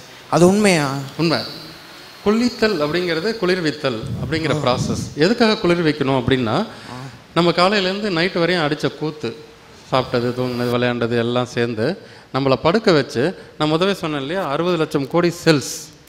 இந்த 60 லட்சம் கோடி செல்ஸும் தன்னோட ரிப்பேரிங் மெக்கானிசத்தை நம்ம படுக்க வச்சு தான் செய்யும். நம்மளை படுக்க வச்சு தூங்க வச்சு நம்ம காலையிலேருந்து சாப்பிட்டது, ஜெரிமானமானது, ஆகாது, போனது, வந்தது, தண்ணி குடிச்சு வச்சது, யூரினா போக வேண்டியது, பிரிக்க வேண்டியதெல்லாம் பிரித்து ஒரு இடத்துல வச்சுட்டு நம்மளை முழிக்க வச்சு வெளியில் அனுப்பிடும். இந்த ப்ராசஸ் நடக்கும்போது ஒரு பெரிய பயோ வார் நடந்த மாதிரி இருக்கும். உடம்பு ஃபுல்லாக உடம்புல ஒரு சூடு பரவி எக்ஸ்டர்னல் லேயர், எபிடர்மிக் லேயரில் அந்த அந்த செல்ஸ், டெட் செல்ஸ்லாம் ஒட்டியிருக்கும். பயங்கர சூடு நடந்து களைப்பாக இருக்கும். ஒரு வண்டியை ஒரு 20-30 கிலோமீட்டர் போயிட்டு வந்தால் இன்ஜின் எப்படி சூடாகுதோ அது மாதிரி நம்ம உடம்பு சூடாகிருக்கும். அந்த செல்ஸ் வெளியில் வந்து நம்ம என்ன என்விரான்மெண்ட்டில் இருக்குமோ அந்த என்விரான்மெண்ட்லேருந்து வாட்டரை எடுத்து அப்படியே நம்ம குளித்தோம்னா டெட் செல்ஸ் வெளியில் போயிடும், குளிர்விக்கப்படும். சார் ஆனால் அப்போ ஏன் சோப்பு போட்டு அழுக்கு போகுது அப்படின்னு, சோப்பு போட்டு அழுக்கு போகுதுன்னு என்கிட்ட வந்து நிரூபிங்க பார்ப்போம். சோப்பு போட்டால், சோப்பு இருக்கு இல்லையா, தண்ணி ஊற்றி இப்படி குழச்சி இப்படி தேய்க்கிறீங்க இல்லையா, இப்படி தேய்க்கும் போது நீங்களாக தண்ணியை ஊற்றி நுரை உண்டாக்கி இன்னொரு தண்ணியை ஊற்றி நுரைய அனுப்புகிறீங்க. இவ்வளோதான் நடக்கும், அழுக்கெல்லாம் போகாது. அப்படி சோப்பு போட்டு குளிக்கிற ஒருத்தர் இந்த சோடியம், இந்த லைட் முன்னாடி வந்து இந்த ஸ்கின்னை இப்படி இப்படி சொரிஞ்சு காட்டுங்க. நான் காட்டுறேன் பாருங்கள். வெள்ளையாக வரணும்ல, எங்கேயாவது வெள்ளையாக வந்திருக்கா பாருங்கள். எனக்கு யாராவது ஒருத்தர் சோப்பு போட்டு குளித்தவங்க இப்படி பண்ணி பாருங்கள், வெள்ளை வெள்ளையாக வரும். அது இந்த லைட் முன்னாடி பண்ணணும். ஒரு துளி கூட வெள்ளை வராது. சார் அப்புறம் குளிர் வைக்கிறதுக்காக குளிக்கும்போது சுடுதண்ணியில் குளிக்கிறது கரெக்டா? குளிர்வித்தல் தானே. நீங்கள் சூடு வைக்கிறத பற்றி பேசுகிறீங்களே. குளிர்வித்தல்னா குளிர் வைக்கணும். சுடுதண்ணியில் குளிச்சா சூடு வச்ச மாதிரி ஆகிடும். அது சரியா? தப்பு தப்பு தப்பு சார். அப்புறம் அழுக்கு எப்படி சார் போகும்? வெறும் தண்ணியில் தான் அழுக்கு போகும். வேணா மாவு கலந்துக்குங்க, பைத்த மாவு, இந்த கடலை மாவு, அந்த மாதிரி, அவ்வளோதான். Okay sir, thank you sir. இருங்க ஒரு நிமிஷம். இல்லை, இப்போ இங்கே ஒரு ஃப்ளவர், ஒரு இது ஆர்டிஃபிஷியல் ஃப்ளவர் கடையில் வாங்கி பிளாஸ்டிக் ஃப்ளவர் இங்கே வச்சுருக்கோம். ஓகேவா? இங்கே இருக்குன்னு வச்சுக்கலாம். வாசலில் அவ்வளோ மரம் இருக்குது. ஓகேவா? ஒரு 15 நாள் அந்த அந்த ஃப்ளவரை தொடாமல் அப்படியே விட்டுருக்கோம். இந்த ரூம்லாம் கூட்டுறாங்க, டஸ்டிங் பண்ணுறாங்க, எல்லாம் பண்ணுறாங்க. அந்த பாக்ஸ் அப்படியே விட்டுட்டாங்க. இப்படி 2 ரோஜாப்பூ வச்ச ஒரு ஃப்ளவர் இருக்குது. ஒரு பிளாஸ்டிக் கடையில் வாங்கின்னு வந்து இப்படி சொருகி வச்சுருக்காங்க. ஒரு 15 நாள் அதை வந்து நீங்கள் கண்டுக்காமல் வந்து பாருங்கள். 15 நாள் கழித்து எடுத்து பாருங்கள். அந்த ரோஜாப்பூ மேலே அந்த என்ன ஃப்ளவர் இருக்கோ அது மேலே டஸ்ட் இருக்குமா? இந்த கூட்டுறமா என்ன பண்ணுவோம், இந்த இப்படி வச்சு டஸ்ட்டை வச்சு தட்டி விடும், அப்புறம் இங்கே வச்சுக்கோம். அப்படியே வாசலில் போய் பாருங்கள், அவ்வளோ மரம் இருக்கு இல்லையா, எதில் டஸ்ட் இருக்கா பாருங்கள். நோ. உயிரோடு இருக்கும்போது தன்னைத்தானே சுத்தம் பண்ணிக்கக்கூடிய ஆற்றல் எல்லாத்துக்குமே இருக்கும். இது உயிர் இல்லாதது ஒரு அம்மா வந்து துடைச்சா தான் போகும். அது மாதிரி உடம்புக்குள்ள கழிவுகள் தானாகவே போகும். நம்ம வெறும் தண்ணி ஊற்றி கழுவினாலே போயிடும். தேங்க்ஸ். பாம்பு கடிச்சா விஷம் இல்லைன்னு சொல்றீங்கல்ல, அப்புறம் ஏன் சார் நைட் தூங்கக்கூடாதுன்னு சொல்றாங்க பாம்பு கடிச்சா? அதான் அந்த கிட்னி இருக்கு இல்லையா, கிட்னி வந்து அந்த புரோட்டீன், என்ரிச்டு புரோட்டீன் வந்து கிட்னிக்கு போயிடும். நம்ம சாப்பிட்ற சாப்பாட்டில் இருக்கிற புரோட்டீன் வயிற்றுக்கு போய் வயிற்றில் ஜீரணமாகி, வயிற்றில் இருக்கிற ஹைட்ரோக்ளோரிக் பெப்சின் ரெனின் முதல் நிலை ஜீரணமாகி 2ஆம் நிலை ஜீரணத்துக்காக சிறுகுடலில் வரும்போது நம்ம பைல் ஜூசஸ் ப்ரொடியூஸ் ஆகி சிறுகுடலில் போய் அந்த புரோட்டீனை அமினோ ஆசிடாக கன்வெர்ட் பண்ணி ரத்தத்துக்குள்ளே அனுப்பும். அந்த ரத்தம் உடம்புக்கு போய் கிட்னிக்கு போய் சேரும். அப்படி தான் புரோட்டீன் நம்ம உடம்புக்குள்ளே போகுது. பாம்பு கடிக்கும்போது கையிலையோ கால்லையோ நேரடியாக நரம்பு மண்டலத்தில் கடிக்கிறனால அந்த அந்த புரோட்டீன் அப்படியே புரோட்டீனாகவே போய் கிட்னிக்கு போய் உட்காருது. அப்போ அந்த புரோட்டீன் உடம்புக்குள்ளே வரும்போது கிட்னிக்கு தெரியாது. இதுக்கு முன்னாடி அமினோ ஆசிடாக தான் பார்த்துருக்கேன், வெளியே நேரடி புரோட்டீனாக பார்த்ததில்ல. முழு புரோட்டீனை கொண்டு வந்து வச்சோன்னா அதுக்கு என்ன பண்ணுறதுனே தெரியாது. அப்போ நம்ம தூங்கிட்டோம்னு வைங்களேன், உடம்பு வேலை செய்யாது. முழிச்சிருந்தோம்னா உடம்பு வந்து வேலை செய்யும். தூங்கிட்டோம்னா அப்படியே தூங்க வச்சிடும். Thank you sir. Hi sir, good morning sir. Good morning. என் பேர் ஹரிஷ் சார், கதிர் காலேஜ்லேருந்து வரேன் சார். சார் எனக்கு வந்து பர்சனலாக டவுட் இருக்குது சார். நான் வந்து ஸ்போர்ட்ஸ் மேன். எனக்கு வந்து வீக்லி ஒன்ஸ் ஆகுது எனக்கு காப்ஸ் வலிக்கும் சார். அதுக்கப்புறமா எப்பயாவது வந்து ஹாம்ஸ்ட்ரிங் வரும் சார். எனக்கு ஃபிசிக்கலி வந்து அதுக்கு எப்படி ட்ரீட்மெண்ட் பண்ணணும்னு தெரியும், பட் மெடிக்கலாக வந்து அது எதுக்காக வருது, வந்தால் என்ன பிரச்சனைன்னு தெரில சார். எனக்கு குதிகால் வலியா?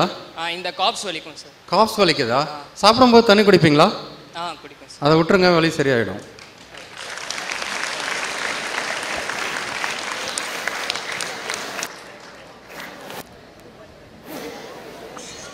நீங்கள் சாப்பிட்டுட்டு இருக்கும்போது ஒரு டம்ளர் தண்ணி வந்து உங்கள் இலையில போட்டால் சாப்பிடுவீங்களா? சாப்பிட மாட்டீங்க தானே? சாப்பிடும்போது தண்ணி குடித்தாலும் அதான் நடக்கும். உள்ள கேஸ் ஃபார்ம் ஆகும். கேஸ் ரத்த ஓட்டத்தோடு கலந்து யார் எந்த பகுதியை அதிகமாக வேலை செய்கிறாங்களோ அது வீக் பாயிண்ட்டாக இருக்கும், அங்கே போய் உட்காரும். ஒரு டெய்லருக்கு கால் வலிக்கும், ஸ்கூல் டீச்சருக்கு கையில் மாட்டிக்கும், டிரைவருக்கு கழுத்தில் மாட்டோம், உங்களுக்கு ஸ்போர்ட்ஸ்மேனால கிராம்ப் ஆகிருக்கும். எனக்கு எப்போ சாப்பிட்டாலும் விக்கல் வரும் சார், எனக்கு அதனால தண்ணி குடிப்பேன் சார். சாப்பிடும்போது தண்ணி மென்று சாப்பிட்டா விக்கல் வராது. வேகமாக சாப்பிட்டிங்கன்னா சலைவா பத்தாமல் தண்ணி தாகம் எடுக்க வச்சு தண்ணி குடிக்க வைக்கிறீங்க, அது சாப்பாடையும் கெடுத்துரும். அந்த உள்ள உங்கள் முதல் நிலை பசியில் வந்து உங்கள் வயிற்றுக்கு தேவையான ஹைட்ரோக்ளோரிக் பெப்சின் ரெனின் இருக்கு இல்லையா, அதெல்லாம் வந்து ஒரு 0 to 4% தான் இனிஷியலாக இருக்கும்.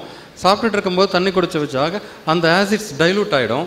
அப்போ ரொம்ப நேரம் எடுத்துக்கும் ஜீரணத்துக்கு, அதில் ஒரு கேஸ் உருவாகும், அந்த கேஸ் தான் அங்கே போய் மாட்டியிருக்கு. சாப்பிடும்போது தண்ணி குடிக்காமல் மென்று சாப்பிட்டிங்கன்னா, கவனத்தோடு சாப்பிட்டிங்கன்னா சலைவா ப்ரொடியூஸ் ஆகி அதுவே உங்களோட லூப் ஆயிலாக உள்ளே போய் உள்ளே இறக்கி விட்டுரும், விக்கல் வராது. Thank you sir.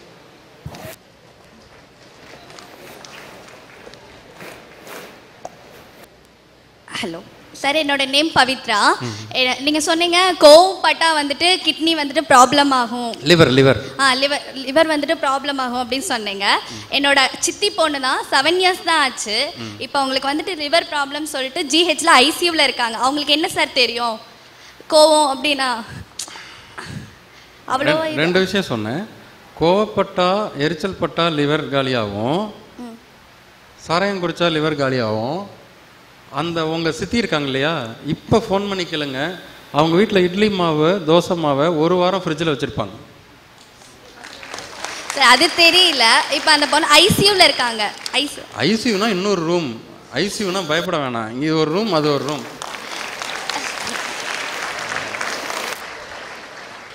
ஓகே, இது இந்த சினிமா பார்த்து ஒரு மாயை. ஐசியூனா பயம், அது ஒரு ரூம், அங்கே எவனுமே இருக்க மாட்டாங்க, ஒரு நர்ஸ்லாம் குமுதம் படிச்சுட்டு இருக்கோம்.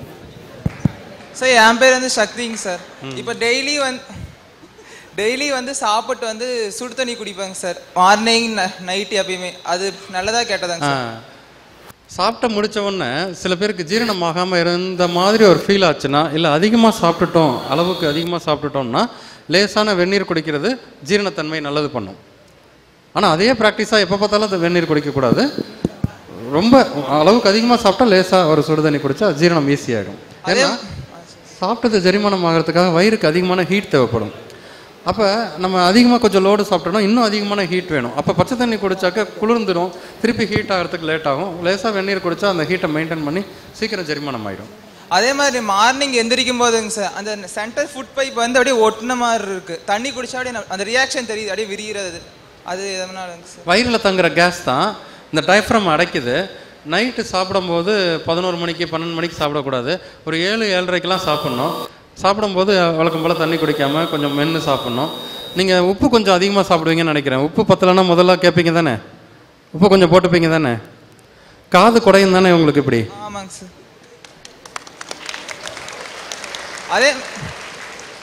அதே மாதிரி வந்து இப்போ யூடியூப் ஃபேஸ்புக்கில் வருது இல்லைங்க சார், 30 நாளில் எடை குறைக்கிறது, ஒல்லியாக இருக்கிற குண்டா வருது, அதெல்லாம் சாத்தியமாங்க சார்? சாத்தியம்லாம் இல்லை. அது வெஜ்ஜிலேருந்து நான்வெஜ்ஜாகவும் நான்வெஜ்லேருந்து வெஜ்ஜாகவும் மாறும்போது திடீர்னு உடம்பு எடை கூடுதுங்க சார், அதுக்கு காரணம்? இல்லை, நான்வெஜ்னா கொஞ்சம் நிறையா சாப்பிடுவீங்க, வெஜ்ஜுனா இப்போ சாம்பார் சட்னி எவ்வளோ நேரம் தான் சாப்பிடுவீங்க. நான்வெஜ்லேருந்து வெஜ்ஜுக்கு மாறும்போதுங்க சார் எடை குறையுதா? ஏறுதுங்க சார். எடை ஏறுது? இல்லை, அப்படிலாம் ஏறாது. மேபி நீங்கள் உங்கள் பழக்க வழக்கம் தான் இருக்கும், நிறைய சாப்பிட்ருப்பீங்களா இருக்கும், அதனால தான். நான்வெஜ்ஜும் வெஜ்ஜும் அப்போ சைனாவில் எவன் குண்டா இருக்கான்? எல்லாம் பாம்பு பள்ளி தவக்கில் தான் சாப்பிட்றான், நான்வெஜ் தான் சாப்பிட்றான், உள்ளே தானே இருக்கானுங்க. நான்வெஜ் சாப்பிட்டா உடம்பு குண்டாகும்லாம் ஒன்றும் கிடையாது. சார் ஹலோ சார், இந்த ஏப்பம் வர்றது எதனால? ஏப்பம் 2 விதமான ஏப்பம் இருக்குது. சாப்பிட்டுட்டு இருக்கும்போது போதும் அப்படின்னு சொல்லும்போது ஒரு ஏப்பம் வரும்.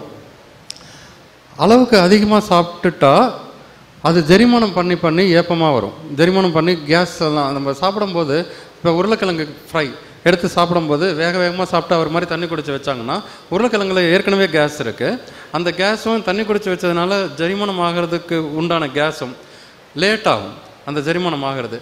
இப்போ காலம்புற ஒரு 8 மணிக்கு ஒரு டிஃபன் பாக்ஸ் நிறையா ஒரு சாம்பார் ரைஸ் கொண்டு போகிறீங்க ஸ்கூலுக்கு காலேஜுக்கு. ஒரு 12 மணிக்கு லன்ச் டைமு ஓப்பன் பண்ணுறீங்க, அந்த ரூம் முழுக்க சாம்பார் வாசனை இதாக இருக்கும். அதில் ஓப்பன் பண்ணாமல் அப்படியே வச்சுட்டு வேறு ஒருத்தர் ஃபுட்டை எடுத்து சாப்பிட்டுட்டீங்க. ஈவினிங் வீட்டுக்கு போய் ஒரு 5 மணிக்கு ஓப்பன் பண்ணிங்கன்னா கேஸ் ஸ்டொப்புன்னு ஒரு சவுண்டு வரும் இல்லையா, அது மாதிரி வயிற்றுக்குன்னு ஒரு கெப்பாசிட்டி இருக்குது. 40 நிமிஷம் தான் வயிற்றுக்குள்ளே இருக்கணும். 40 நிமிஷத்துக்கு மேலே சாப்பிடும்போது தண்ணி குடித்தாலோ இது மாதிரி வேக வேகமாக கடிப்படாமல் சாப்பிட்டாலோ 40 நிமிஷத்துக்கு மேலே இருக்கும். அந்த 40 நிமிஷத்துக்கு மேலே 1 மணி நேரம் 2 மணி நேரம் இருந்தாக்க அதில் ஒரு கேஸ் உருவாகி அந்த கேஸ் வெளியில் வரும். அது ஒரு ஏப்பம்.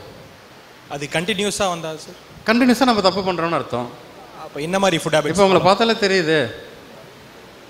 பார்த்தாலே தெரியுது எலிவேட்டடாக ப்ரொஜெக்டடாக இருக்குது ஃப்ரண்ட்டு இல்லையா? இப்போ நான் இருக்கேன். ஸோ இப்போ அங்கே என்ன இருக்குது? கேஸ் இருக்குது. என்ன மாதிரி ஃபுட்டை வேணால் சாப்பிட்லாம். பசிக்கும் போது பொறுமையாக மென்று சாப்பிட்ணும். சாப்பிடும்போது தண்ணி குடிக்கக்கூடாது. இதை மட்டும் பண்ணால் போதும். ஃப்ரிட்ஜில் இந்த 7 நாள் 8 நாள்லாம் மாவு வைக்காமல் இருந்தால் கேஸ் ஃபார்ம் ஆகாது. எந்த ஃபுட்டை வேணால் சாப்பிட்லாம். சார் இன்னொரு டவுட். ஒரு 30 வயது ஆன ஒரு இளைஞனோட உடம்பை 20 வயது 15 வயதுக்கான உடலமைப்பை மாற்ற முடியுமா? அது இந்த இதெல்லாம் பண்ணுறாங்க இல்லையா சினிமாவில், அது மாதிரி எக்ஸசைஸ் பண்ணி தான் மாற்ற முடியும். அது ஹெல்த்தியானதா இல்லை அன்ஹெல்தி? இயற்கைக்கு மாறாக எதுவுமே பண்ண முடியாது. திருப்பி விட்டாங்கன்னா மாட்டிக்குவாங்க. பட் அது ஒரு ப்ராப்பர் டயட்டில் பண்ணால் அது பண்ணலாம் அப்படின்னு சொல்கிறேன். ப்ராப்பர் டயட்டை உங்களால் லைஃப் டைம் ஃபாலோ பண்ண முடியுமா? இல்லை, அது பண்ண முடியாது. சினிமாவில் மட்டும் பண்ண முடியும். ஏன்னா அவங்களுக்கு அதுக்கு ஃபெசிலிட்டி இருக்குது. நம்மளால் மாதிரி ஆளெல்லாம் பண்ணக்கூடாது, பண்ணவும் முடியாது. பண்ண மாட்டிக்குவோம். Thank you sir.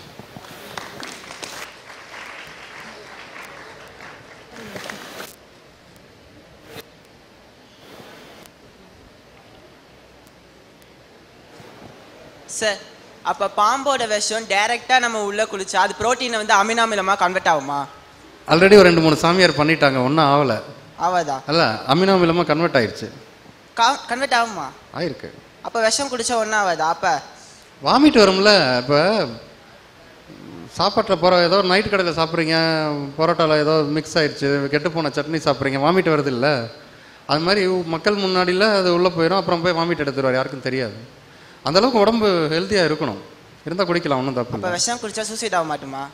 உங்களுக்கு பாம்பு கடிக்கு என்ன போடுறாங்க? பாம்பு கடிக்கு பாம்போட விஷத்தை தானே போடுறாங்க மருந்தா?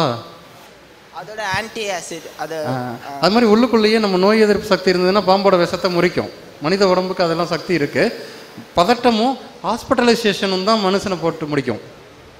அதெல்லாம் ஒன்றும் ஆகாது. இப்போ பாம்பு பிடிக்கிறவங்க பாருங்கள், ஒரு சில விதையும் சில இதெல்லாம் எடுத்து சாப்பிட்டுட்டே இருப்பாங்க. அதெல்லாம் விஷச்செடி தான். கொஞ்சம் கொஞ்சமாக விஷத்தை ஏற்றி வச்சுப்பாங்க உடம்புல. ஹலோ சார், என் பேர் தேவதர்ஷினி, கிருஷ்ணமால் காலேஜ். நீங்கள் சொன்னீங்க ஷெட்யூல் படி ஃபுட் எடுத்துக்கக்கூடாது, பசிக்கும் போது மட்டும் எடுத்துக்கணும்னு. இந்த காலத்து ஜென்ரேஷனில் எல்லா குட்டீஸும் குட்டீஸுன்னு நம்மளே எங்கள் ஏஜில் இருக்கவங்களே மொபைல்ஸ் யூஸ் பண்ணுறது, டிவி பார்க்குறது, அந்த விளையாடுறது எல்லாம் அந்த இன்ட்ரெஸ்ட்டில் சாப்பிடவே தோணாது. விளையாடலாம் போயிட்டாங்கன்னா இப்போது கூப்பிட்டா கூட வரமாட்டாங்க. இந்த ஸ்டேஜில் நம்ம எப்படி சார் அந்த ஷெட்யூல் ஃபாலோ பண்ண முடியும்? ஒரு 30 வருஷத்துக்கு முன்னாடி 40 வருஷத்துக்கு முன்னாடி கோயம்புத்தூரில் ஆர்எஸ்புரத்தில் ஒரு டாக்டர், சாய்பாபா காலனியில் ஒரு டாக்டர், அவினாஷ் ரோட்டில் ஒரு டாக்டர், காந்திபுரத்தில் ஒரு டாக்டர், மொத்தமாக 15 டாக்டர் இருப்பாங்க. ஒரு 12 லட்சம் பேர் இருப்பாங்க. ஏதாவது ஒன்றுனாக்க எப்போயாவது ஒன்று வருஷத்துக்கு ஒரு தடவை டாக்டர்கிட்ட போய் டாக்டர் ஒரே இதுவாக இருக்குது, ஒன்றும் இல்லைப்பா பாப்பா எல்லாம் இப்போ சரியாயிடும் அப்படிம்பாரு. இன்றைக்கி மாடர்ன் சயின்ஸ், டெக்னாலஜி, மீடியா, அறிவு எல்லாம் வளர்ந்ததுக்கப்புறம் கார்ப்பரேட் ஹாஸ்பிட்டல் மட்டும் ஒரு 20 இருக்குது. சின்னதும் குட்டியும் பெருசுமா ஒரு 50 இருக்குது. தெருவுக்கு 30 டாக்டர் இருக்காங்க. வீட்டுக்கு ஒரு டாக்டர் இருக்காங்க. எந்த டாக்டரை போய் நீங்கள் ஃப்ரீயாக பார்த்துட முடியுமா 5 நிமிஷத்தில்? எவ்வளோ கூட்டம் இருக்குது. அப்போ மெடிக்கல் டெக்னாலஜி அதெல்லாம் டெவலப் ஆகும்போது நோய் குறையணுமா கூடணுமா? குறையணும். நோய் கூடுது. சயின்ஸ் வளர்ந்துருச்சு. நீங்கள் சயின்ஸ் வளரல, நல்லா இருந்தது. அது சயின்ஸ் கிடையாது, மாடர்ன் சயின்ஸ். அப்புறம் இன்னொரு கொஸ்டின் சார், ஃபுட் நீங்கள் ஷெட்யூல் படி எடுத்துக்கணும்னு அப்படி வேணாம் எடுக்க வேணான்னு சொல்கிறீங்களா சார்? அது ஏன்? உடம்பு கேட்கும் இல்லை, ஒவ்வொருத்தருக்கும் ஒவ்வொரு மாதிரி கேட்கும். இப்போ நீங்கள் வெந்நீரில் தானே குளிக்கிறீங்க. Yes sir. உங்கள் கால் சுண்டு விரல் நகம் மற்ற நகத்தை விட கருப்பாக இருக்கும். கால் இல்லை, மற்ற நகத்தை விட லைட்டாக இருக்கா? நீங்கள் வெந்நீரில் குளிக்கிறீங்க. அது மாதிரி தான் எல்லாரும் ஏதாவது ஒரு விஷயத்தில் மாட்டியிருப்பீங்க. ஏதாவது ஒரு மிஸ்டேக் பண்ணிகிட்டே இருப்பீங்க. அது வேறு சில பிரச்சனையில் கொண்டு போய் விடும். அதனால் எல்லாரும் பண்ணுறதை நம்ம பண்ணக்கூடாது. அதுதான் இப்போ இன்றைக்கி டாப்பிக்கே என்னென்னா, உங்களுக்கு பசிச்சா நீங்கள் சாப்பிடுங்க, உங்களுக்கு தாகம் இருந்தால் நீங்கள் தண்ணி குடிங்க. உங்களுக்கு பச்சை தண்ணியில் குளிக்கணும் பிடிக்குமா? பிடிக்காது. இந்த முத வெந்நீரில் தான் குளிக்கணும்னு ஆரம்பித்து விட்டது உங்கள் அம்மா தானே? ஏன்னா அவங்க வெந்நீரில் குளிப்பாங்க. ஓகேவா? அவங்களுக்கு இந்த இடத்துல மங்கு இருக்குமா? லேசாக டார்க்காக இருக்குமா? ஆமாம் சார். ஸோ இதுக்கு பின்னாடி ஒரு ஜென்ரேஷனோட நோயை எங்களால் கண்டுபிடிக்க முடியும். ஹலோ சார், என் பேர் தனுஷியா, பிபிஜி காலேஜ். குணங்கள் பற்றி சொன்னீங்க. கவலை துக்கமெல்லாம் ஜாஸ்தி இருந்தால் இந்த கேடு வரும்னு. அப்போ மகிழ்ச்சி சந்தோஷமெல்லாம் ஜாஸ்தி இருந்தால் என்ன சார் வரும்? மகிழ்ச்சியும் குணமும் கிடையாது, சந்தோஷமும் குணமும் கிடையாது. அதில் ஜாஸ்தி இருந்தால் என்ன சார் வரும்? அதில் நிறைய இருக்கணும் இல்லை? கவலை மருதுன்னு அதுவும் ஒன்று வருது. மகிழ்ச்சி ஜாஸ்தியாக இருக்கா? இல்லை சார், கவலை நம்மளுக்கு இருக்கு அன்றாட வாழ்வில், அதே மாதிரி மகிழ்ச்சியும் இருக்குல்ல சார்? மகிழ்ச்சி நான் சொல்லவே இல்லையே. மகிழ்ச்சி நான் கேட்குறேன். மகிழ்ச்சிங்கிறது ஒரு கெட்ட குணம் தான். மகிழ்ச்சி சந்தோஷம் எதுவுமே நீடிக்காது. அமைதி நிம்மதியை தவிர, இப்போ ஒரு கார் வாங்கணும்னு ஆசைப்பட்றோம். ஒரு வருஷமாக கஷ்டப்பட்டு பணத்தெல்லாம் சேர்த்து வச்சு 10-12 லட்ச ரூபா கொடுத்து ஒரு கார் வாங்கிட்டு வந்து வீட்டு வாசலில் கோவிலில் பூஜையெல்லாம் போட்டு மாலையெல்லாம் கட்டி மருத மலை அந்த மலை எல்லாத்தையும் ஏறி கொண்டு வந்து வீட்டு வாசலில் வச்சுட்டு வரும்போதெல்லாம் ஒரு 4 நாளைக்கு பார்த்துட்டே இருப்போம். சின்னதாக ஒரு டஸ்ட் இருந்தால் கூட துடைப்போம். 5ஆவது நாள் ஆமாம், இது என்ன பெரிய கார், அவன் பார் அவன் வச்சுருக்கான் அப்படின்ட்டு போயிடுவோம். மகிழ்ச்சி நீடிக்காது, சந்தோஷம் நீடிக்காது. அமைதியும் நிம்மதி மட்டும்தான் நீடிக்கும். மகிழ்ச்சியும் சந்தோஷமும் கெட்ட குணமே.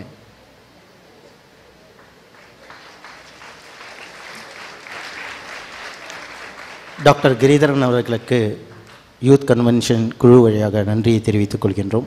இதுதான் first 25 minutes nearly about question session இந்த மாதிரி போயிருக்கிறது. லாஸ்ட் வீக்லேருந்து லாஸ்ட் 3 days பார்த்தீங்கன்னா ஆக்சுவலாக கொஸ்டின் ஆன்சர் செஷன்ஸில் கொஸ்டின்ஸ் கேட்டுருக்கீங்க. இதுதான் ஃபஸ்ட்டு யூத் கன்வென்ஷன் சொல்லுவேன். இந்த மாதிரி அதிகமான கொஸ்டின்ஸ் வந்துட்டுருக்கு. இது ரிமார்க்கபிள் ஸ்டூடெண்ட்ஸ் லெவலில். ஆக்சுவலாக அப்போ இத்தனை க்யூரியாசிட்டியும் உங்கள் உள்ளத்தில் இருந்திருக்கு என்பதுக்கே எங்களுக்கு பிரதிபலிக்கிறீங்க, வேறு எதுவும் கிடையாது. சுவாமி நாராயணந்த மகாராஜ் அவர்களை டாக்டர் கிரிதரன் அவர்களுக்கு மெமெண்டோ தர மாதிரி வேண்டிக் கொள்கின்றேன்.